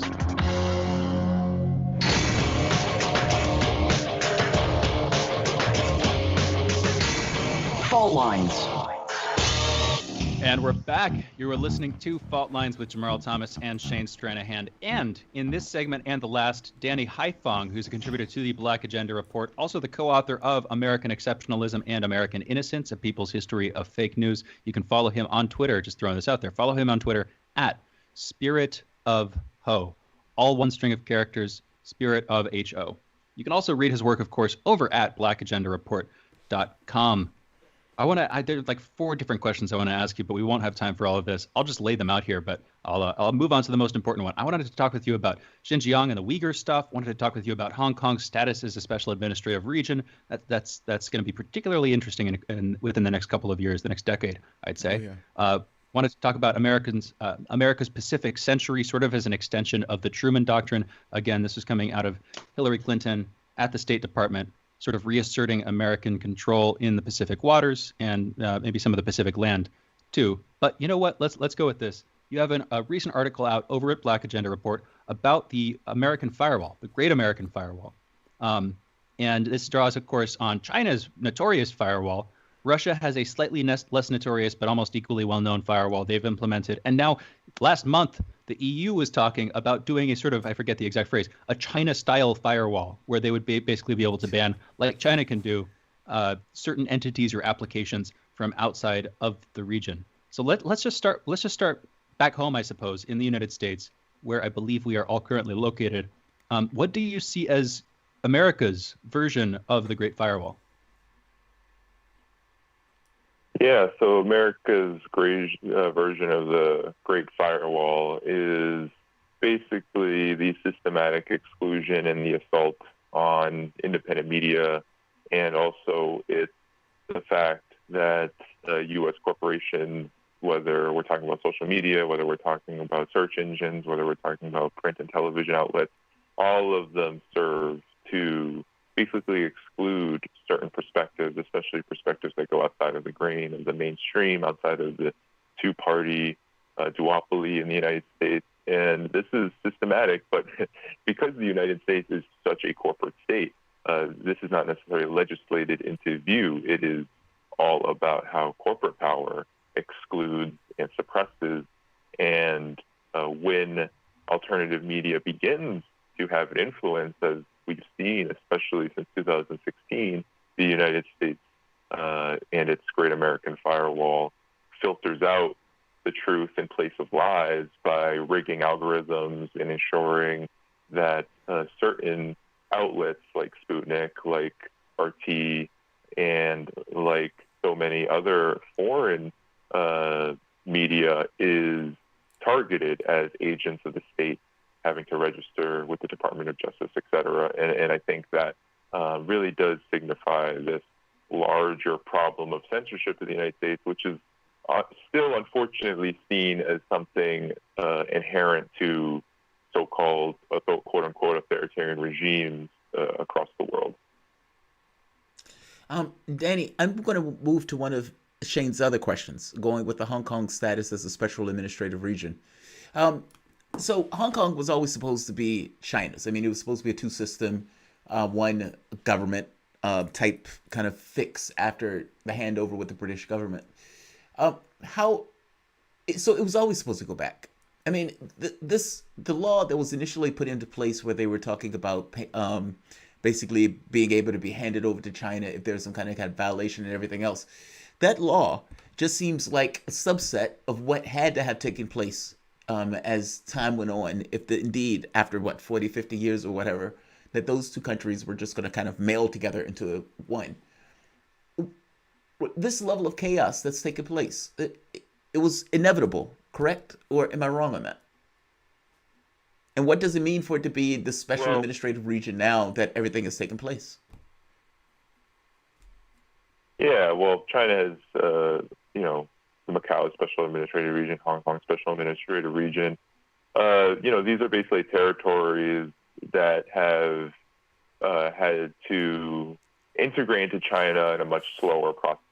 Hong Kong is such a special case in the sense that it did go through more than a century of colonialism, and it was under British rule for, much of the 20th century. And that meant that China had to make great compromises in relation to its reintegration of Hong Kong. So really what all of this means is, that Hong Kong is a city in China. It is a region that has had so much foreign influence and still does to this day that it did take a while for China to even institute more stringent measures to ensure that Hong Kong was truly a part of the national identity of China. And I think that's where the struggle is right now in how to properly decolonize Hong Kong so that it no longer, so there isn't this split, because right now there's a huge split inside of the city where you have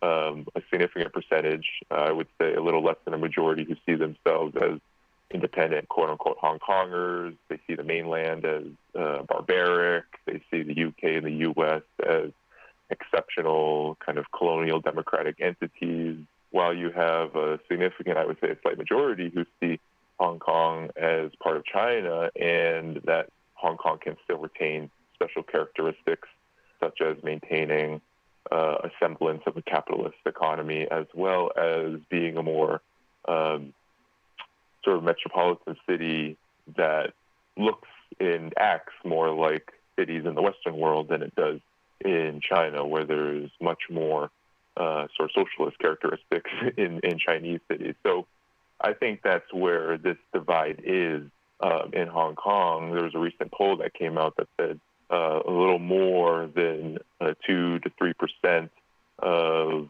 I think a difference of 2 to 3% between citizens in Hong Kong see the U.S. as a bigger threat than China. But it's still pretty split, and that shows that this decolonization process is a long one, and it's one that is not easy. And I believe that's part of the problems that we see in Hong Kong, is that reintegrating a society that has for so long been under colonial rule, while China has gone a different direction in the way of its revolution, is not something that can be sort of overturned overnight. But China had to take stringent measures with the national security law because stability itself was basically in question. Danny, thank you for that. I think we actually might have time to get through these other questions, and I'll start with the kind of controversial one. Hopefully we have time after this too. This has to do with the Uyghurs and the region of Xinjiang in northwest China. This has been a pretty dominant story in America when it comes to what's going on in China over the last few years. I've seen video. I'm not entirely sold because I try to keep an arm's length from U.S. propaganda in general, but this seems legit to me. I've seen again videos of people being trapped. I've heard testimony from people who apparently went through the concentration camps. From your perspective, what do you think I'm not hearing? What do you think the American media is getting wrong? What's being left out? What's being played up? Just give us your take in our last few minutes. Sure. I think that there has been a video, some sort of drone footage circulating, and unfortunately, there's no way to verify what's actually being seen in that video because, there has been so many exaggerations and distortions and lies about this whole process that China's been undertaking since 1990, arguably, around trying to hamper out its legitimate terrorist threat, unlike the United States, which says it has a terrorist threat. It creates terrorists, but China had a legitimate terrorist threat for more than a decade, and it's had to put in security measures to ensure that its borders, especially around the Xinjiang region, are addressed, and that there is this process of reintegrating folks who have been, for example, recruited by groups like the East Turkestan Islamic movement, that those folks do have an opportunity to reintegrate into society. And so that is what people refer to when they are talking about so-called concentration camps. They're referring to the training education centers, the boarding schools, the economic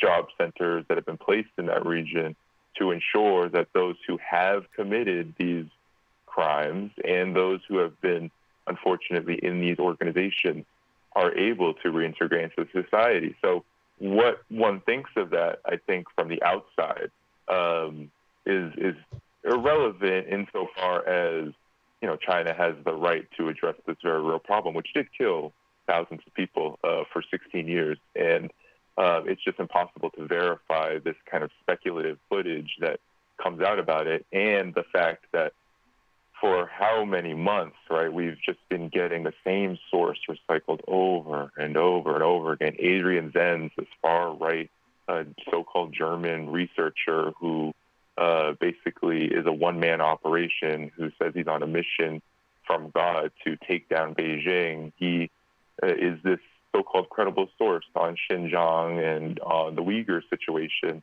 yet all of his studies have been debunked as completely manipulated and without actually the sources he believes he says he has, right? He has spoken to about 8 Uyghurs who claim that they're Uyghurs who live outside of China now, and most of them have lived outside of China for years upon years. And a lot of them have connections deeply to the actual NED-funded groups, Uyghur groups inside of the United States, like the World Uyghur Congress. So this issue is very complex, looking at it from the outside. But from inside of China, this is how it is seen. It's seen as just another ethnic minority group that's part of a larger policy in China, which is to ensure that ethnic minorities are integrated into society in a way that I don't think many people in the United States understand, because they're so inundated with the way that the racist United States operates around its ethnic minority populations. And so in China, there's 55 ethnic minority groups, and they all have affirmative action policies in place to ensure that they are actually the first in line for jobs and education, and that there is this very intentional policy of ensuring that there is some equity that occurs throughout China's development process. And we can really see that when we look at the fact, like, I've been to Urumqi in China and in Xinjiang, and you can see how there really is significant attention to respecting ethnic minority culture, and also ensuring that poverty, anti-poverty, is the sole focus, because a lot of ethnic minority regions, whether we're talking about Tibet, whether we're talking about Xinjiang, they unfortunately took many more years to integrate into the revolution, because China has been historically a very poor country. I think that the issue around Danny, so-called, let's end it on that note. We're going to have to end it on that note. We're speaking to Danny Haifeng, contributor to the Black Agenda Report and co-author of American Exceptionalism and American Innocence, A People's History of Fake News. You can follow Danny on Twitter at SpiritoHo and read his work on blackagendareport.com. You guys are listening to Fault Lines. This is Thomas and Stranahan. We'll be back in a moment.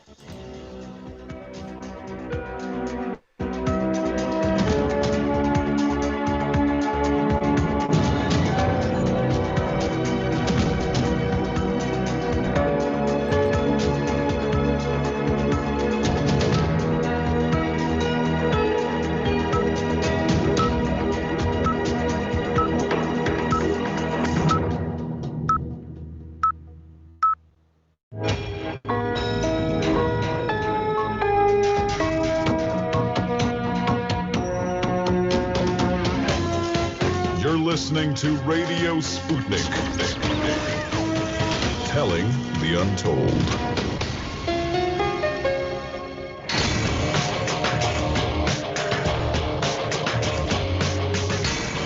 Fault Lines.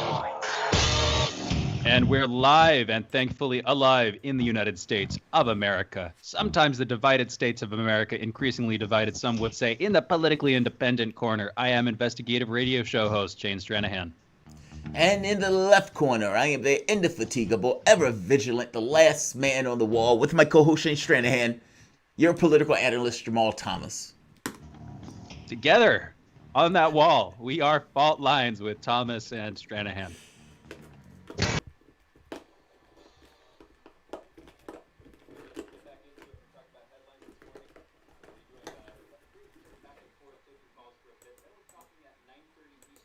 With Professor Richard Wolff. A quick note before I get too deep into it. If you've just tuned in, you've just been listening for a little while. At 7:30, we interviewed Alexander Mercouris. That was about Ghislaine Maxwell, Prince Andrew, British royalty, as well as these allegations of Russian interference in the 2014 Scottish referendum. That was 7:30 Eastern. Then at 8:30 Eastern, we just finished up an interview with Danny Haifeng.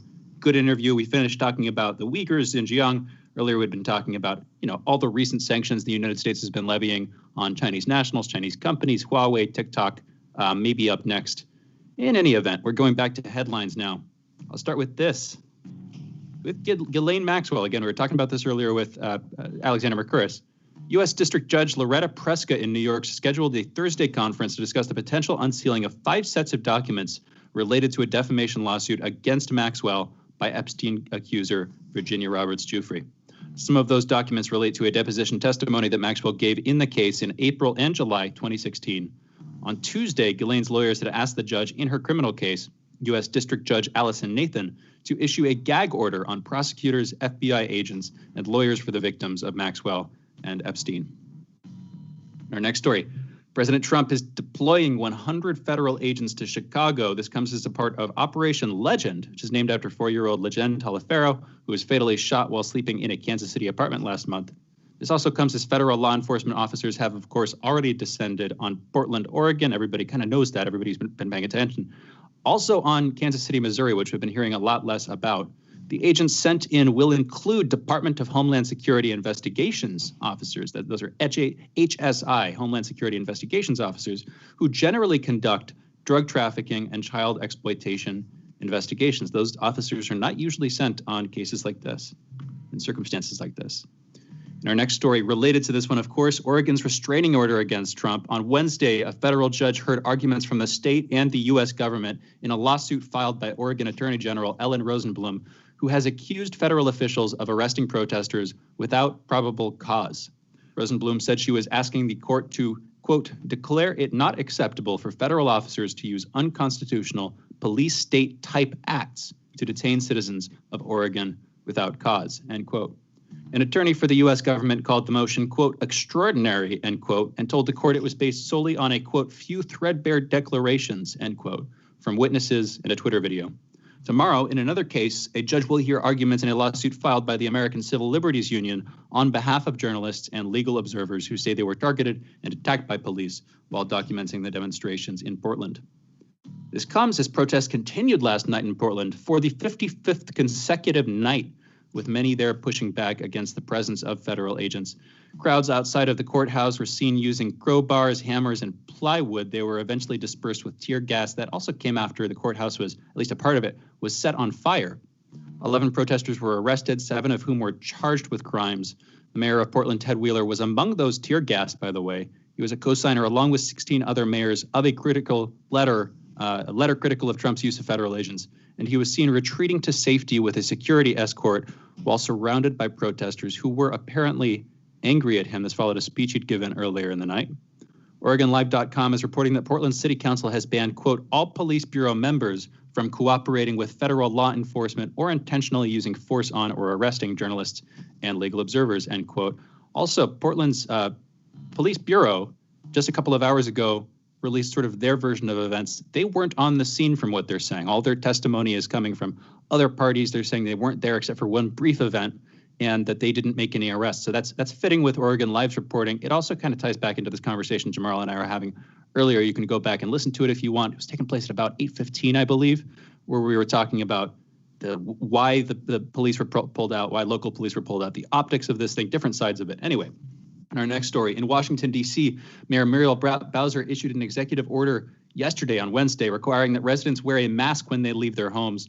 Her order allows up to a $1,000 fine for not wearing the mask while outside and in public in D.C. There are exceptions on that order for children under the age of 3 and for those who are actively eating and drinking. She will also be extending the city's state of emergency, the capital state of emergency. Something we haven't talked about yet this week. Last Friday, the Senate Judiciary Committee Chairman Lindsey Graham released 2 recently declassified documents that, quote, significantly undercut the reliability of the Steele dossier and the accuracy and reliability of many of the factual assertions in the Carter Page FISA applications, end quote. They show that agents of the FBI were internally incredulous about the truth of many of the allegations brought to them by Carter Page and Christopher Steele. In comments, Graham said that Peter Strzok's comments revealed in the released documents are, quote, devastating in that they are an admission that there was no reliable evidence that anyone from the Trump campaign was working with Russian intelligence agencies in any form, end quote. That is definitive. Also going on in D.C., the White House cafeteria has been temporarily closed after administration officials were alerted on Wednesday that a cafeteria employee on the White House grounds tested positive for coronavirus. This came according to an email, which hasn't been publicly released yet as far as I can tell, but the email said, quote, there is no reason for panic or alarm, end quote, due to the use of precautions by cafeteria workers like gloves and masks. So things like that, fairly basic precautions. In our next story, over in Ohio, the Larry Householder case, Ohio State Senator Larry Householder and others have been arrested on charges in a $60 million bribery case in which it's alleged that he and a team of others used an organization named Generation Now to accept tens of millions of dollars from an unidentified company in exchange for protecting 2 nuclear power plants from closing. This is done in part by removing renewable energy incentives and adding a new fee to every electricity bill in the state. Arrested alongside Larry Householder were his advisor, Jeffrey Longstreth, State House lobbyist Neil Clark, former Ohio Republican Party Chairman Matthew Borges, and Juan Cespedes, co-founder of the Oxley Group, which is a Columbus-based consulting firm. And in our last story today, I can't see it anymore at this point. The sun has come up where I am out on the West Coast, but I want to give a brief shout out to Comet Neowise, which made its closest path to the Earth in thousands of years. I believe it was like 6,760 years, 66 years is the cycle there. Long cycle. Will still be visible for many of us until at least Sunday. Reportedly, the best viewing hours for this thing are about either 80 minutes after sunset or before sunrise, although you can't see it with a naked eye is what I hear. It's going to be sort of a small white dot. But if you use a telescope or binocular, you'll get a chance to see not just the comet, but some of its trail. So some of the decomposition of the comet as it hurtles through space. With that, those are the headlines. That's the news. You're listening to Fault Lines with Jamarl Thomas and Shane Stranahan. And we're back. And again, I'll just throw this out there right up front. We're taking calls 202-521-1320. Anytime between now and 22 minutes from now is an okay time to call in. It's a good time to call in, although you might want to stop like 18 minutes from now or something, because those last couple of minutes before we go into the break, it's just unlikely that we're going to get to you. It's a disclaimer. But yeah, we're taking calls. Man, there's so many things we could talk about. I'm sad. I have not yet gotten to see Comet Neowise. I talked about it last week. I talked about it again today, and I haven't seen the damn thing. You haven't Not seen visible. the video? The video is gorgeous. No, I have, but I haven't seen it in person. I keep meaning to get up and do it, and maybe I will this weekend. But there are problems with that, you know. Yeah, I was enamored enough by the video. Strangely enough, maybe I'm underselling the experience of going outside to actually watch it. Well, and one thing here is we're just constantly surrounded by stars. And so there is this weirdness where, it's this new star. But if we were to go out where there isn't light and you were to look up at the sky, you would see, countless stars, practically countless stars that you haven't seen before just because you haven't noticed them. So there is this weird sort of thing where this is a rare event, but it's also, I don't know, man. Like, I could go outside, look up every night and be amazed. Maybe I should. What's your take, though, Jamarl? Yeah, I agree with you. I mean, it's just like I think people undersell the experience of NASA and its creation and what it did to this nation during that time frame. Like, in real terms, you had us looking out from our planet and saying, hey, we're going to go out into the cosmos. And this little ball that's hurling through the cosmos at fantastic speeds, with these beings on it that has the ability to not just understand itself to some degree, but to also fling itself into the cosmos. And did so going to, like the Voyager operations where, going outside of the galaxy and all this other stuff. Those things were phenomenal and fascinating and got all of these people and kids and everything else interested in science. You should hear Eric. Oh, what is his name? Eric. Greg, I can't think of his name. It's African. Neil Tyson.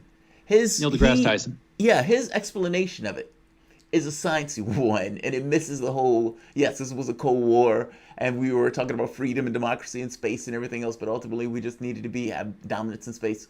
But there's an element of that is so wistful, and that's so almost like a magical quality of it, even though we're talking about science, right? I mean, look, whether or not we have an understanding of the way stuff happens, it still doesn't make it any less feel like magic when you actually see it take place.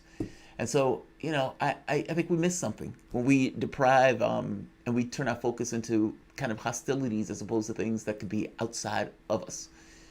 But we have a guest. Eric, he's back. Eric from New Jersey. What's going on, Eric? What's on your mind? Hello. No, I was listening to your Mike Tyson argument as far as the whole, force or justified force versus what you'd be willing to say to a person. And it got me to thinking about Robert Heinlein, because a lot of people say that violence solves nothing or, they put in the foreground pacifism, but to quote him, violence, naked force has settled more issues in history than has any other factor, and the contrary opinion is wishful thinking at its worst. Societies that forget this basic truth have always paid for it with their lives and their freedom. And the reason I'm quoting this is because all governments are forged on the basis of acceptable violence. Because to assert order that everyone agrees is a moral order, it requires some sort of force to counteract elements not moral. of chaos. Wait. Not moral. Just, or ethical. I guess I'm making the point that force in and of itself justifies itself. Meaning, what the government says is what you follow. Not because it's right, not because it's moral, not because it's ethical, but because it's the government that says do it. And there's a man with a club and a gun that's going to force you to do it. I mean, I'm agreeing with you that at the end of it all, there's a person back there that's willing to use some level of force in order to make you comply with public good or public want. But the public want, from the standpoint of law, has no morality or ethics to it. It's just there's force backing this particular position, and this force will be used in this position. Sometimes it's right, if it's like, hey, we're going to help this little girl go into a school because we don't like segregation, and you have people spitting on her and whatnot. Okay, that's one way of using it. But another way of using it is we're going to ensure that these slaves stay in bondage, or we're going to ensure that the guy who's got caught smoking a plant is going to stay in a cage. All of those things are governmental force. All of those things are governmental will that says and uses justification saying the people put us into this. But at the end of the day, it's not moral or ethical or any of that stuff. It doesn't have to be. It's just justified in and of itself because it's force. I mean, I hope you understand what I mean by that. The force in and of itself justifies itself. It's not, there's nothing else backing it. Well, that might be consistent with what he's saying. Eric, are you still on the line? Still on the line. That one particular. Oh, yeah, you are. Yeah. I had absolutely no intention of saying that it was moral, only that the society itself it justifies that force as being right for whether it's whatever reasons it gives itself. Say, for example, the slaveholder going, but it makes me money, right? That's not a good thing. So I agree with you. It's not inherently moral.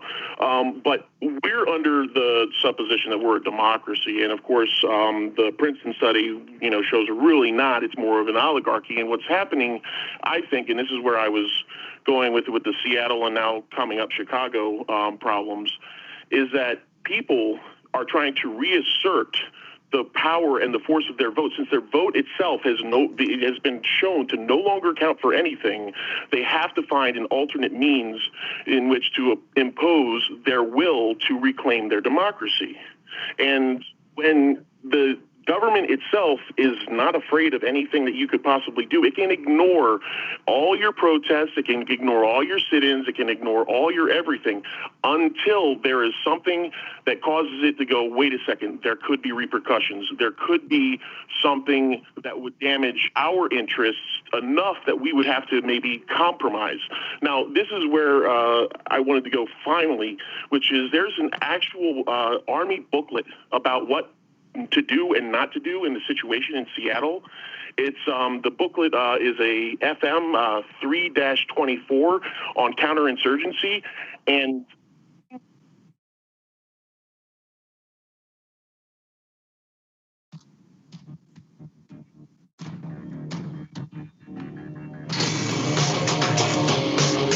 Fault lines. 24 hours a day, 7 days a week. We give you the most essential information out there. Radio Sputnik, telling the untold. So, Sean, what do you want to talk about today? Well, Bob, that's easy. I want to talk about the need to stop.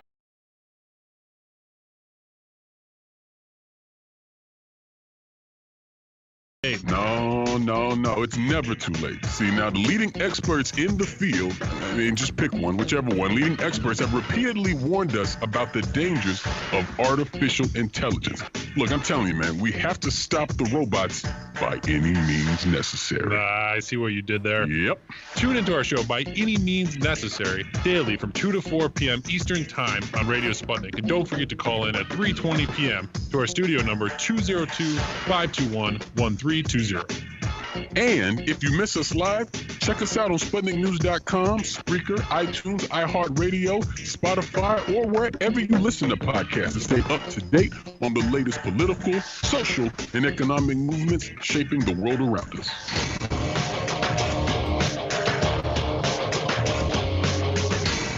Fault lines. And we're back. You're listening to Fault Lines with Jamarl Thomas and Shane Stranahan. We got some callers. I'm going to go straight to the callers. We've got a few. We might have room for more, though. So if you want to call in, 202-521-1320 is the number to call. Again, that is 202-521-1320. All right, though. We just spoke with Eric from New Jersey. Eric, thanks for the call. I think we may still have him on the line, actually. Jamarl, did you want to continue that quickly before we moved on? Yeah, I just wanted to let him finish what he was saying. But 30 seconds, Eric, but definitely finish what you're saying. Absolutely. So General Petraeus was one of the main authors of this FM 3-24. Most of the newest tactics learned in Iraq. And one of the things that they found is if you go against a entire city or town's popular support, even in say an uprising or a protest, and you use the tactics that they're using right now, which is violent suppression, kidnapping of citizens, well, what you're doing is you're instigating a conflict that will take at least 6 years if you're going to commit to it, to put down, and will be bloody, violent, and require, political prisoners, executions, etc. It's what they're doing is the exact opposite of what our own FMs are telling them to do. It's a bad tactic. It's a very bad strategy. I agree with you. Agreed. 1,000% agreed. Where does it go? I mean, ultimately, look, at the end of it all, either society is going to be sovereign or the people in power are. And that contest at the end of it is bloody and trying to determine who and how far the government is willing to go in order to try to impart its will upon society, and how far society is willing to go to tell the government to go kick rocks. That's not a great process to see play out. We have another caller, Charles from Indiana. Charles, how's it going? I totally Charles, agree with what he was saying about. Can you hear me? Can you hear me? Hello? Yeah. You're there. We got you. I can hear you. Okay, cool. Yeah, hey, man. I totally agree about finding something else to do because, like, voting ain't gonna work. But it's crazy how they got the system set up like this. Like, how do you not get disheartened by everything? You know, like they're succeeding in making me believe it's impossible for somebody like, you know, Bernie Sanders or somebody who's a true leftist to win. It's like they winning, and the people. How do you unify the people? How do you make it? You know, it's like if divide and conquer is the strategy they're using, then how do you reverse that divide and make people come together on things that should unite us on the same page? I believe that's the biggest problem, is that we split into so many different political ideologies and factions. Nobody is for the people anymore. Nobody thinks like, you know, the people versus the government now. It's like the government and then different factions who don't like the government for different reasons. Like the right wingers, they'll say they don't like government, but then again, they don't support Black Lives Matter. That's the people versus the government, and you choose the government in that situation. But when it comes to your grievances, you're against the government. So it's like, I don't know, man. Yeah, everybody is against the government for their own reasons. Yeah. No, I agree with you. I mean, say it one more time, Charles. I'm sorry. Yeah, but we're not in a united fashion. Everybody got different reasons, and we need to unite on a common ground of the people versus the government, because that's how it was set up to be. It wasn't set up to be the people all divided into different sections. It was set up to be when the government was getting out of hand, the people have a redress through protests and through, you know, political demands or what have you, or even just primary and then replacing them with better people, you know? The Republican Party was created Capri, go ahead. I just want to know what you think about that. No, I was just saying thank you. Thank you, Charles. I appreciate it. A couple of quick comments here. Yeah, there are a few things. We got another caller that we should get to too. One other thing here. So the establishment, which is contiguous with the deep state, with the Democratic and Republican parties, the establishment as such seems both divided and united on some high level, just as a sort of class. And you can see members of the establishment operating within their different subclasses within this larger sort of high class system in American society. They're united in that sense, in the sense that they have a lot of common interests, but they're also divided from the get-go. So the Republican and Democratic parties, the divides there in terms of how they need to rally their demographics and constituents in order to fight each other, the political division that we see in our society, which our society is rife with at this point. In order for people to get put into positions of power through the political process, they need to divide people, and to that extent, they need to divide themselves from each other. I mean, and that's why at the end of the day, you have this weird irony of Republicans and Democrats disagreeing all day long in Congress, and then ultimately going out later and having dinner parties, one would assume. We see enough of that going on behind the scenes that you can assume that there's some camaraderie at the end of the day, and it's a weird process. So I mean, I don't want to add too much nuance, but it's not quite as simple as the establishment trying to sort of divide the American people solely to sustain themselves. That's true, but it also comes with the fact that they kind of have to. They have to divide not only the American people, but themselves to some extent, just as a part of how we elect people into those positions of power. Now, this, I think, wouldn't be nearly as bad if we had more than two parties, if we had more than these two viable opposite ends of the American political dichotomy, but we don't. And so things are really, really intensely divided between those two sections. Even that, party politics with more than two parties in other states and in countries in Europe, for instance, notoriously full of strife. So it's not a one size fits all solution there necessarily, but that seems to be at play too. That's my brief comment there. It depends on the divide, right? I mean, like I would say for decades in this country that you would have two political parties, and those political parties who basically agree on the world as it is, come out and they make these kind of lazy divides or lazy divisions between them, where it's not drastic. It's, George Bush, or for that matter, let's say, for example, George Bush and the person who was running it, it's Al Gore. That's not a dramatic difference. I mean, even if you're going into the notion of the person before running for that, Bob Dole versus so-and-so, that's not dramatic difference. Over the course of time, it seems like the parties got closer and closer ideologically. And in getting closer and closer ideologically, it was small differences that were making those two things up. As my point is, it's not a situation where we're looking at a political process where these guys disagree on large things. They disagree on minor differences. And the public gets lulled into this false belief that these are two sides that are dramatically different. So when Nancy Pelosi has $100 million in the bank and she's debating something with somebody else, economics doesn't factor, because at the end of the day, they agree on the economics. Now, they may disagree with transgender bathrooms. They may disagree on the notion of, racial politics and so forth, where Democrats are more expansive on that stuff. But when you get into real things of military, foreign policy, economics, those policies or those particular parties agree. So the camaraderie is just built in because they're basically in the same class. I think that's where it gets dicey. I mean, people go out and they pitch their fights, and they say these are the narratives that we care about. But if you look back and you think back to what was going on in the 80s, 90s, 2000s, etc., there was not an honest addressing of economic situation. Even when Obama won, Obama screamed hope and change, but he threw his body to ensure that the Wall Street bankers were in no way going to be prosecuted. Those are real issues that just get utterly and entirely ignored, because I agree with you that they just agree on certain issues while put up other issues to just, almost as fodder for disagreement. And another side of this, I want to make it real quick because we do have one more caller, but another side of this.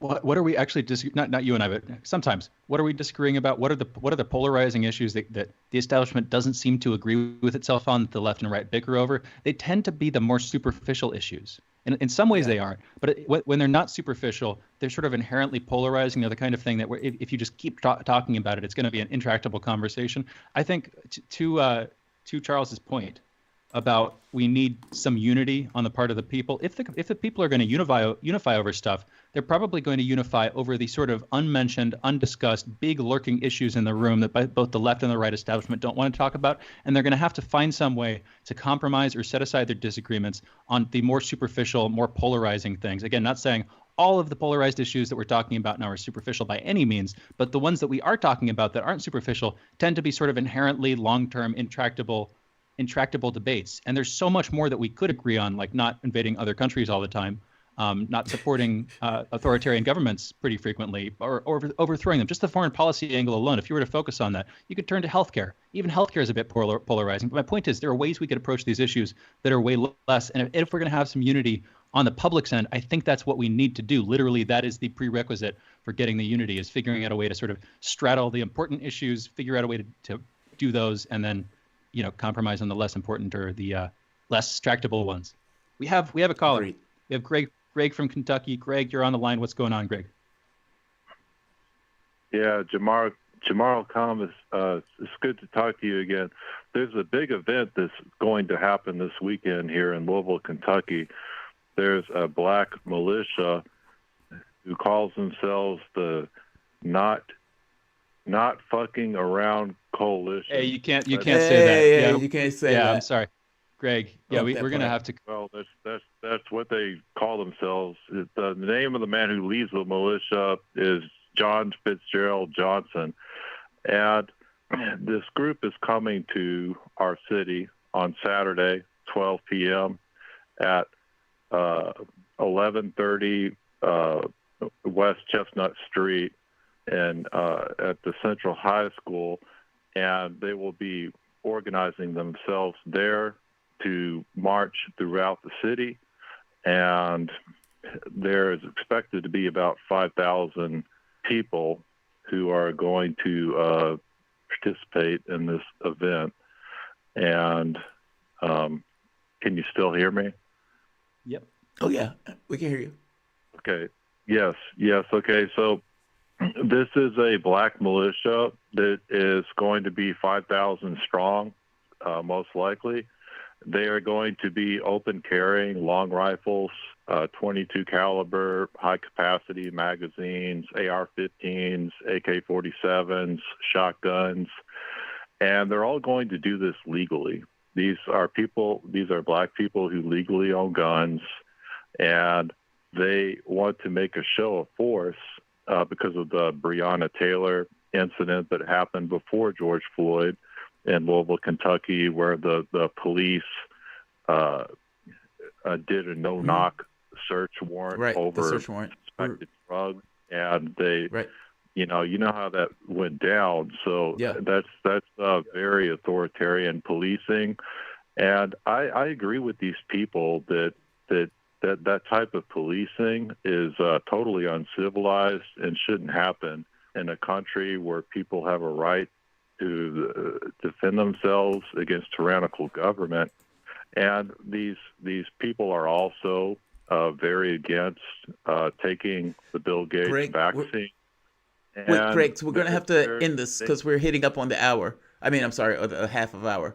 But call back in. I'll look into this particular group that's doing this. Look, I'm always dodgy and stuff like this. I don't like the show of force, whether it's from white militias or black militias. I don't like it either way. You guys are listening to Fault Lines with Thomas Stranahan. We'll be back in a moment with Professor Richard Wolff.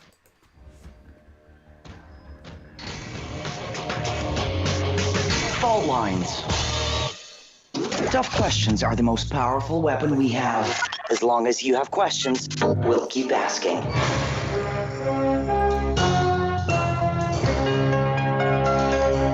Radio Sputnik, telling the untold. Tune in every Thursday to Loud and Clear with Brian Becker for a regular segment called Criminal Injustice about the most egregious conduct of our courts and how justice is denied to so many people in this country. Tune in to Loud and Clear this Thursday and every Thursday for thorough and independent analysis of our criminal injustice system.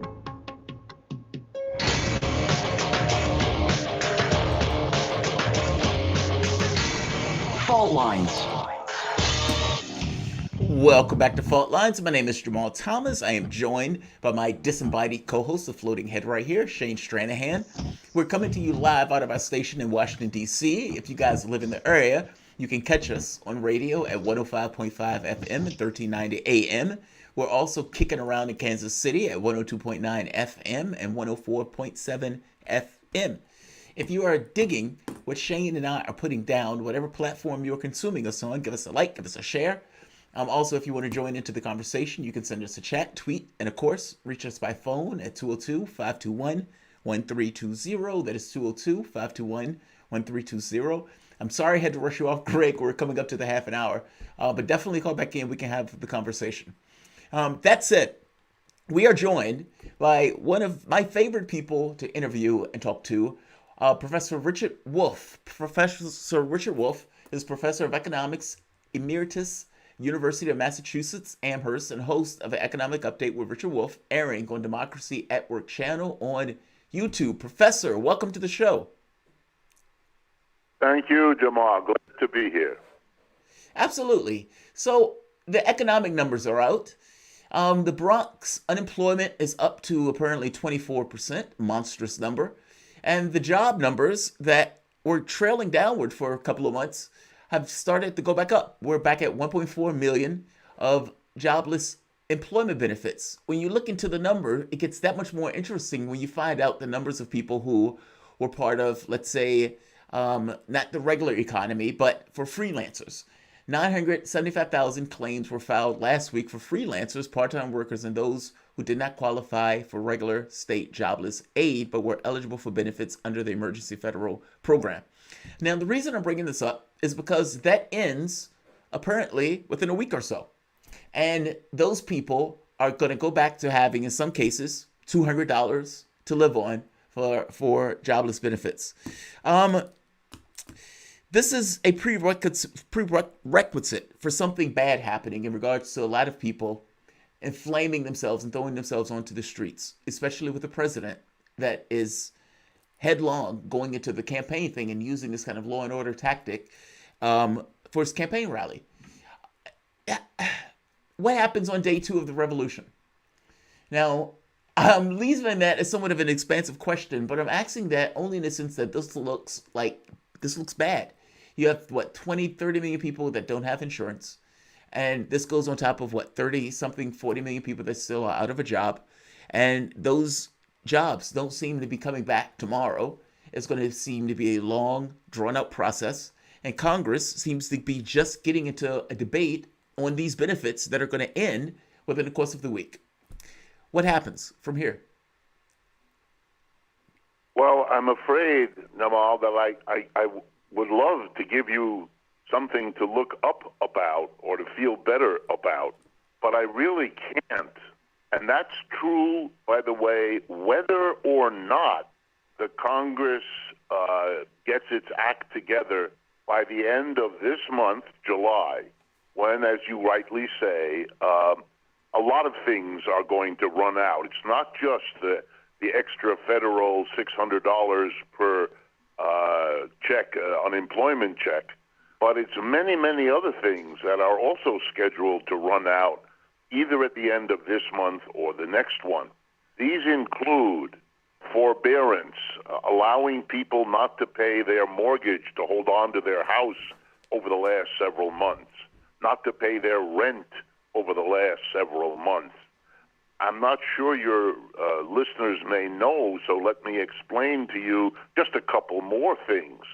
Over the last 3 months, nearly half, let me underscore that again, nearly half of all commercial tenants, stores, restaurants, you name it, that occupy space in a mall or in a building somewhere, have not paid their commercial rents to their landlords.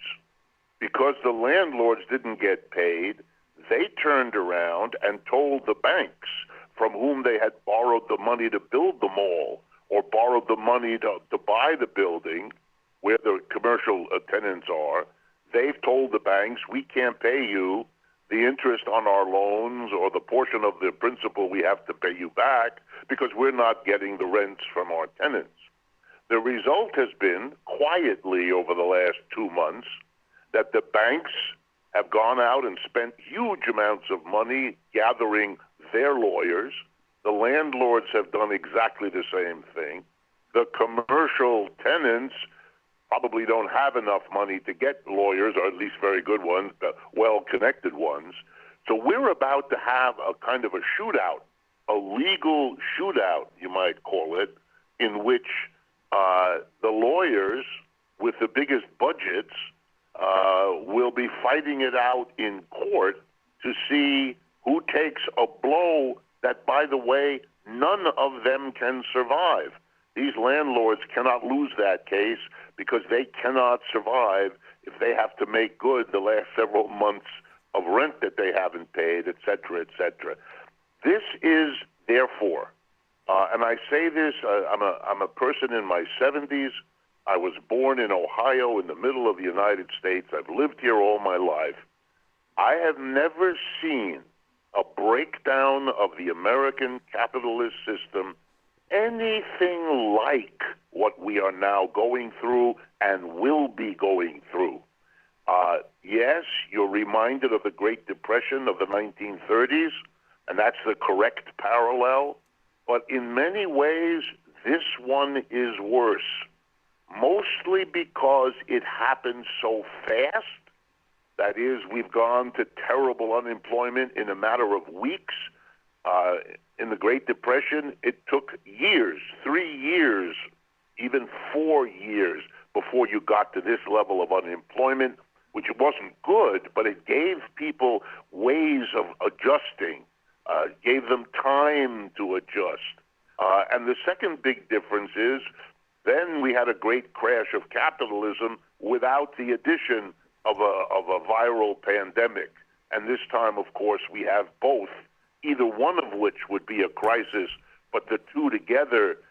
That's why every effort by the president to say, oh, we don't have to worry about this virus, or, oh, I've got the economy under control, these were the desperate sayings of somebody who either knew or should have known that is exactly the opposite. And what we're seeing now is the playing out of all of this, and I'm very fearful that the horrific acts of desperation taken by this government, and I'm not a partisan for the Democrats versus the Republicans.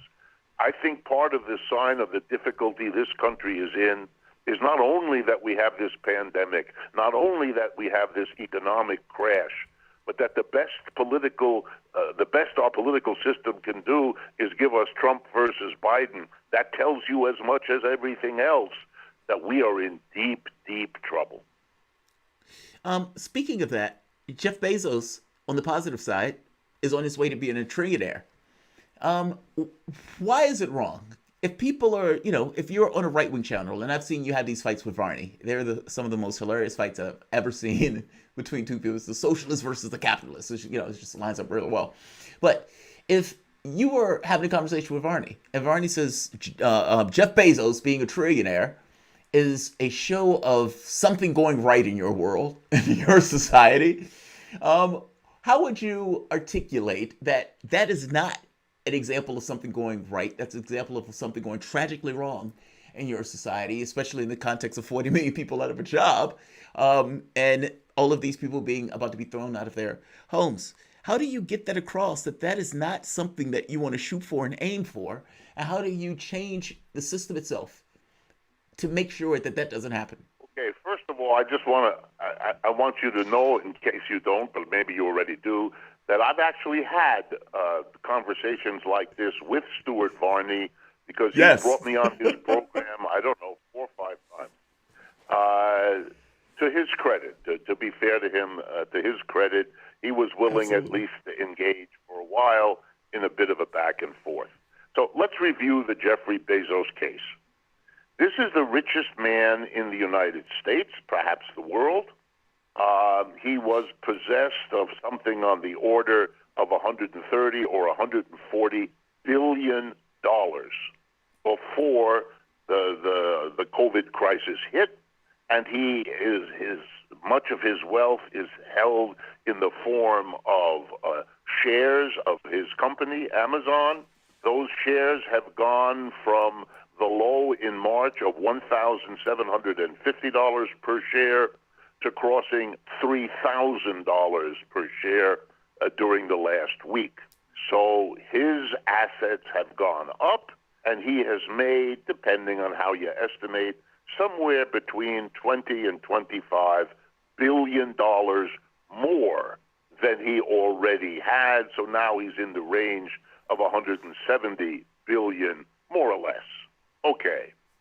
He got richer as the already richest man in the country at the same time, over the same 16 weeks, that 50-plus million Americans lost their jobs, had to scurry to get unemployment, didn't get paid for a few weeks, are using up their savings, are leaning on their family and friends to help them, and are terrified that the job they once had either won't be there when this crisis passes, or will be there but pay less, give fewer benefits, and be more insecure. A society that terribly damages 50 million plus of its citizens while making the already richest people even richer is a system that is broken. This is a system is so extreme in the inequality it breeds that it is easy for any historian who studied this to make a simple prediction. Other empires have crumbled when the rich people sitting at the top did not understand that you can't keep enriching yourself while plunging your fellow citizens into misery. Because in the end, the super rich are few and the desperately economically disadvantaged are many. And that simple equation eventually ends very, very badly. You don't need a genius to understand that. But it's even more urgent in the United States. Why? Because for the entirety of the last century, the 20th century, one of the ways that U.S. capitalism defended itself, celebrated itself, by people like Stuart Varney saying the following: this is great, this capitalism we have, because look at the huge middle class we have created. Our workers can own their own home, their own car, send their kids to college, all the rest. Wow, we have created a middle class. Nice story that they were telling. But boy, is it dangerous in a society that has heard that story for a century to be confronted, as we now are, by a situation in which you are going to have a hard time holding on to your house and your car, and you can kiss the education for your children goodbye. You can't afford it, and they can't keep piling on debt. Colleges are closing left and right in the United States as I speak because of this. You cannot take away from people what they had as easily as you can perpetuate a system that has been so unequal. So for the United States, this crisis is even more dangerous than it is in other countries. And I think we're watching. We are watching all of this play out in this election, in the crazy spectacle of peaceful protesters in Portland being confronted by unidentified federal troops. I mean, these are scenes we might have expected to watch on television in other countries. All of it is happening right here, and the situation just keeps getting worse. Professor Wolf, let's take a break. We're going to bring you back. You guys are listening to Fault Lines with Thomas and Stranahan. You guys are listening to Professor Richard D. Wolf, Professor of Economics Emeritus, University of Massachusetts, Amherst, and host of Economic Update with Richard Wolf. We'll be back in a moment. You guys are listening to Thomas and Stranahan's. This is Fault Lines.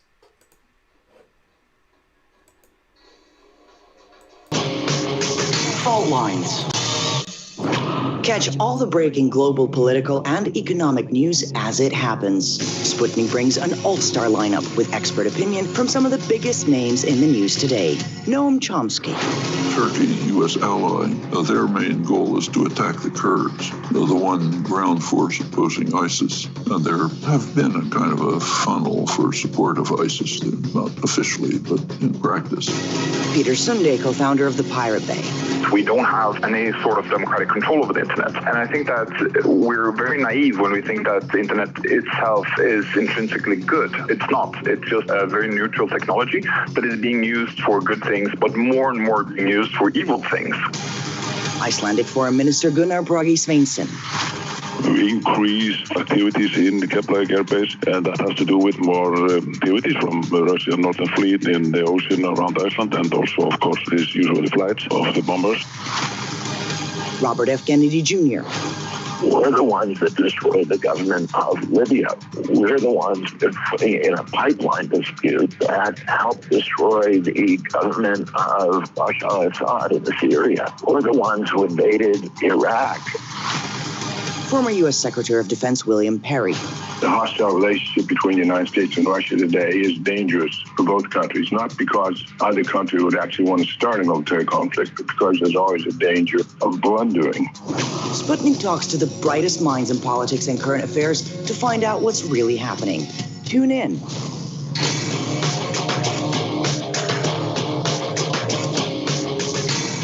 Fault Lines.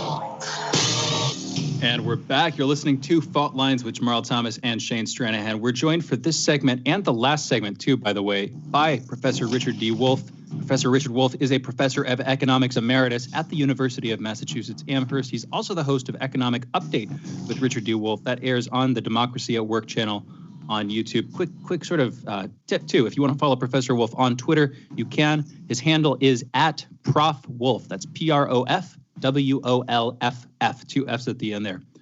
Richard Wolff, thank you for joining us. I'm coming in for the first time during this conversation, and I was listening to the entirety of the last one. I want to sort of ask a follow-up question. A lot of the conversation here, we're talking about major problems that have built up over the course of decades, of course, but that have really been accelerated in the past year and specifically in the past couple of months, not just by the coronavirus, of course, also by the protests. Everything is kind of coming to a head, as you're saying, and it does feel like things are getting worse and worse and worse as time goes on. Here's my sort of pushback on some of the suppositions that I heard in the conversation, and I want to ask you a question based on it. What I see as going to happen here is what if Congress can get over the loggerheads situation that they're at right now, which they usually seem to be able to when it comes to the truly dire stuff. What they're going to do is, as far as I can tell, they're going to pass a bill, or probably more likely a series of bills, that are going to sort of paper over some of these problems, delay the fulfillment of a lot of these problems, and then keep social unrest at sort of a just a low enough level that you don't see more and more serious outbreaks, more and more serious. In other words, all of the crises that we're talking about, they can sort of delay those crises coming to fruition. At least that's my perception. Why might I be wrong about that? What would be the sort of backstop on these backstops? What would happen? What would have to happen for them to not be able to do that, assuming for a second that they had the sort of political unity between the Democrats and the Republicans in order to get it passed? What would keep that from working as a strategy going forward, not just months, but years into the future? Well, I think, first of all, I agree with you. I do believe that the two sides, the Democrats and Republicans, will fashion some sort of compromise by the end of this month, because it is impossible to imagine going forward without doing that. I mean, they have shown us an ability to screw things up so that I'm not 100% sure of what I'm saying, but I think the odds are, as you put it, that they probably will, because they can't face being blamed for what will then happen if they don't do it. I may disagree with you a little bit about why that is. And here's my reasoning, and it'll answer the other question too. I think the basic strategy of the government we have now has been to give the military pretty much whatever they want, and to give the big business community pretty much whatever they want.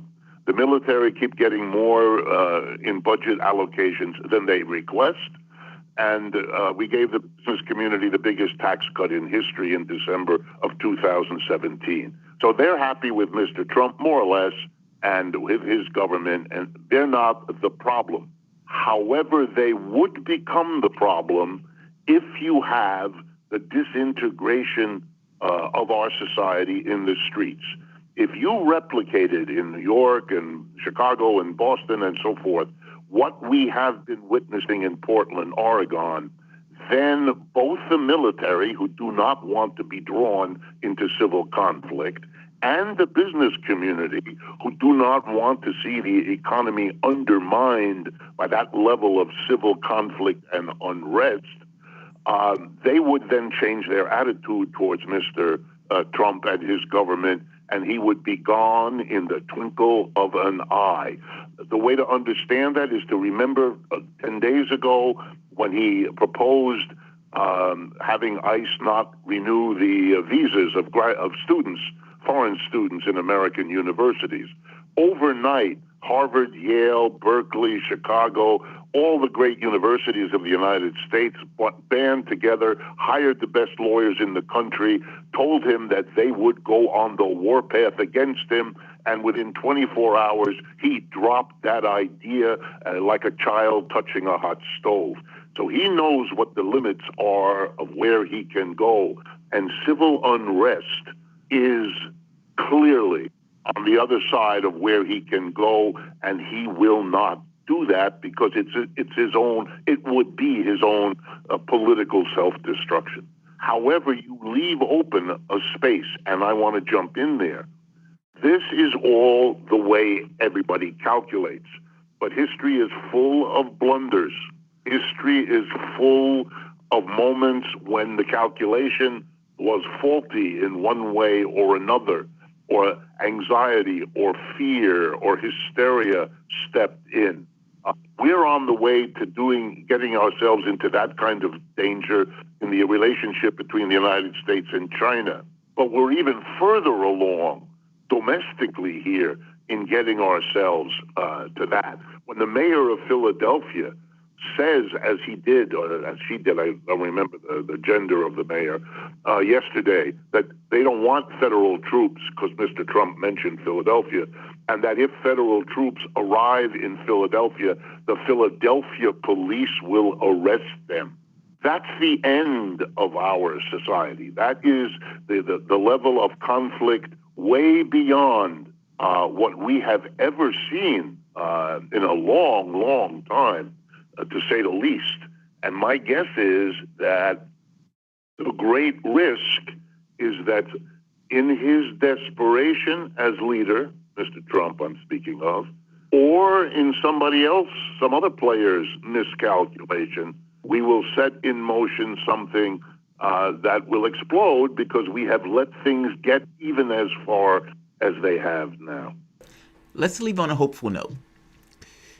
Assume for the moment that society realizes money's not real, and that if you're organizing a government or something like that that is producing money, you can produce it in a way that ensures that each and every person gets what they need, with an economy that recognizes inflation versus resources, meaning it's a resource-based thing, not necessarily just this notion of profit. What does that look like? And I mean, maybe not necessarily the Jack Fresco, get rid of all cash, but whatever the organization is, what does that look like in a way that we can understand it now? Well, this is not a new idea. This has been around as long as capitalism has been around, and there were suggestions of it even before. What you're basically saying is that you line up, in a sense, the people in a community and assess by talking to them what it is they want. What do you want individually to consume? Your clothing, your food, and so forth. What do you want to consume collectively? Things like highways and parks and schools and hospitals. Okay, these are the things we want as a community, both individually and collectively. And these are the resources we have. Above all, the people to do the work, but also the raw materials, the machinery, the equipment, and so on. And then, and I know this scares people, then we work out a plan. And then the plan would be, how do we use the resources we have to produce what we have worked out in an honest, equal, democratic way that are our needs, matching the resources with the needs. That's how you would do that. That's called a planned economic system. It's a little bit like, and here you can enjoy the irony, what we call early societies, primitive societies. Thousands of years ago, when you were, a group of a few hundred living in an area somewhere, that's what you did. The community got together, maybe with a council of elders, and they figured out what they could produce, and they figured out what they needed individually and as a group, and then they put those two things together according to a plan. It has always been crazy to imagine that letting each little individual make up his own enterprise to produce his own goods and services and then try to sell them in competition with others, the idea that this unplanned, individual, chaotic arrangement would somehow work out wonderfully, that was a dream, a utopian craziness from Adam Smith, and we're paying the price of 150 years or more during which people wanted desperately to believe that we didn't have to plan. It would all work out if each individual pursues his or her self-interest, his or her maximum profit. The idea that doing that, letting everybody do their own thing is the best way, that makes exactly as much sense as having an intersection of 3 or 4 roads and telling every motorist, well, just use your ingenuity and your mood and drive to the intersection. We don't allow that. We have a light. It's green and it's red. And you go when it's green and you don't go when it's red, and you get a ticket if you forget about that, because to be safe, we have to plan and arrange, letting everybody do their own thing. 30. Sound wonderful. Professor Richard Wolff, we're going to have to cut it here. This is a fascinating conversation that we should pick up the next time we have you on. Hopefully, of course, we can get you pretty soon again to talk about this. For everybody who's been listening, that was the voice of Professor Richard D. Wolff, Professor of Economics Emeritus at the University of Massachusetts Amherst. We'll be back tomorrow. Another great show coming up. You've been listening to Fault Lines with Jamarl Thomas and Shane Stranahan. All right, guys, that is Fault Lines with Thomas and Stranahan. I have to cut it short because I have a doctor's appointment today. I am finally talking to somebody about my arm. It hurts. Pop reality. How do we remain hopeful with 2020 realities? Everything changes. It's the notion of stick-to-itiveness or constancy. It seems that way because we're stuck taking these kind of little moments in time, which aggregates into the larger part of our life. But at the end of the day, it does change. Our question, or our thing, and I think part of it is that with Sanders, it created somewhat of a feeling that, oh, right, something can happen, and then all of a sudden there was a letdown.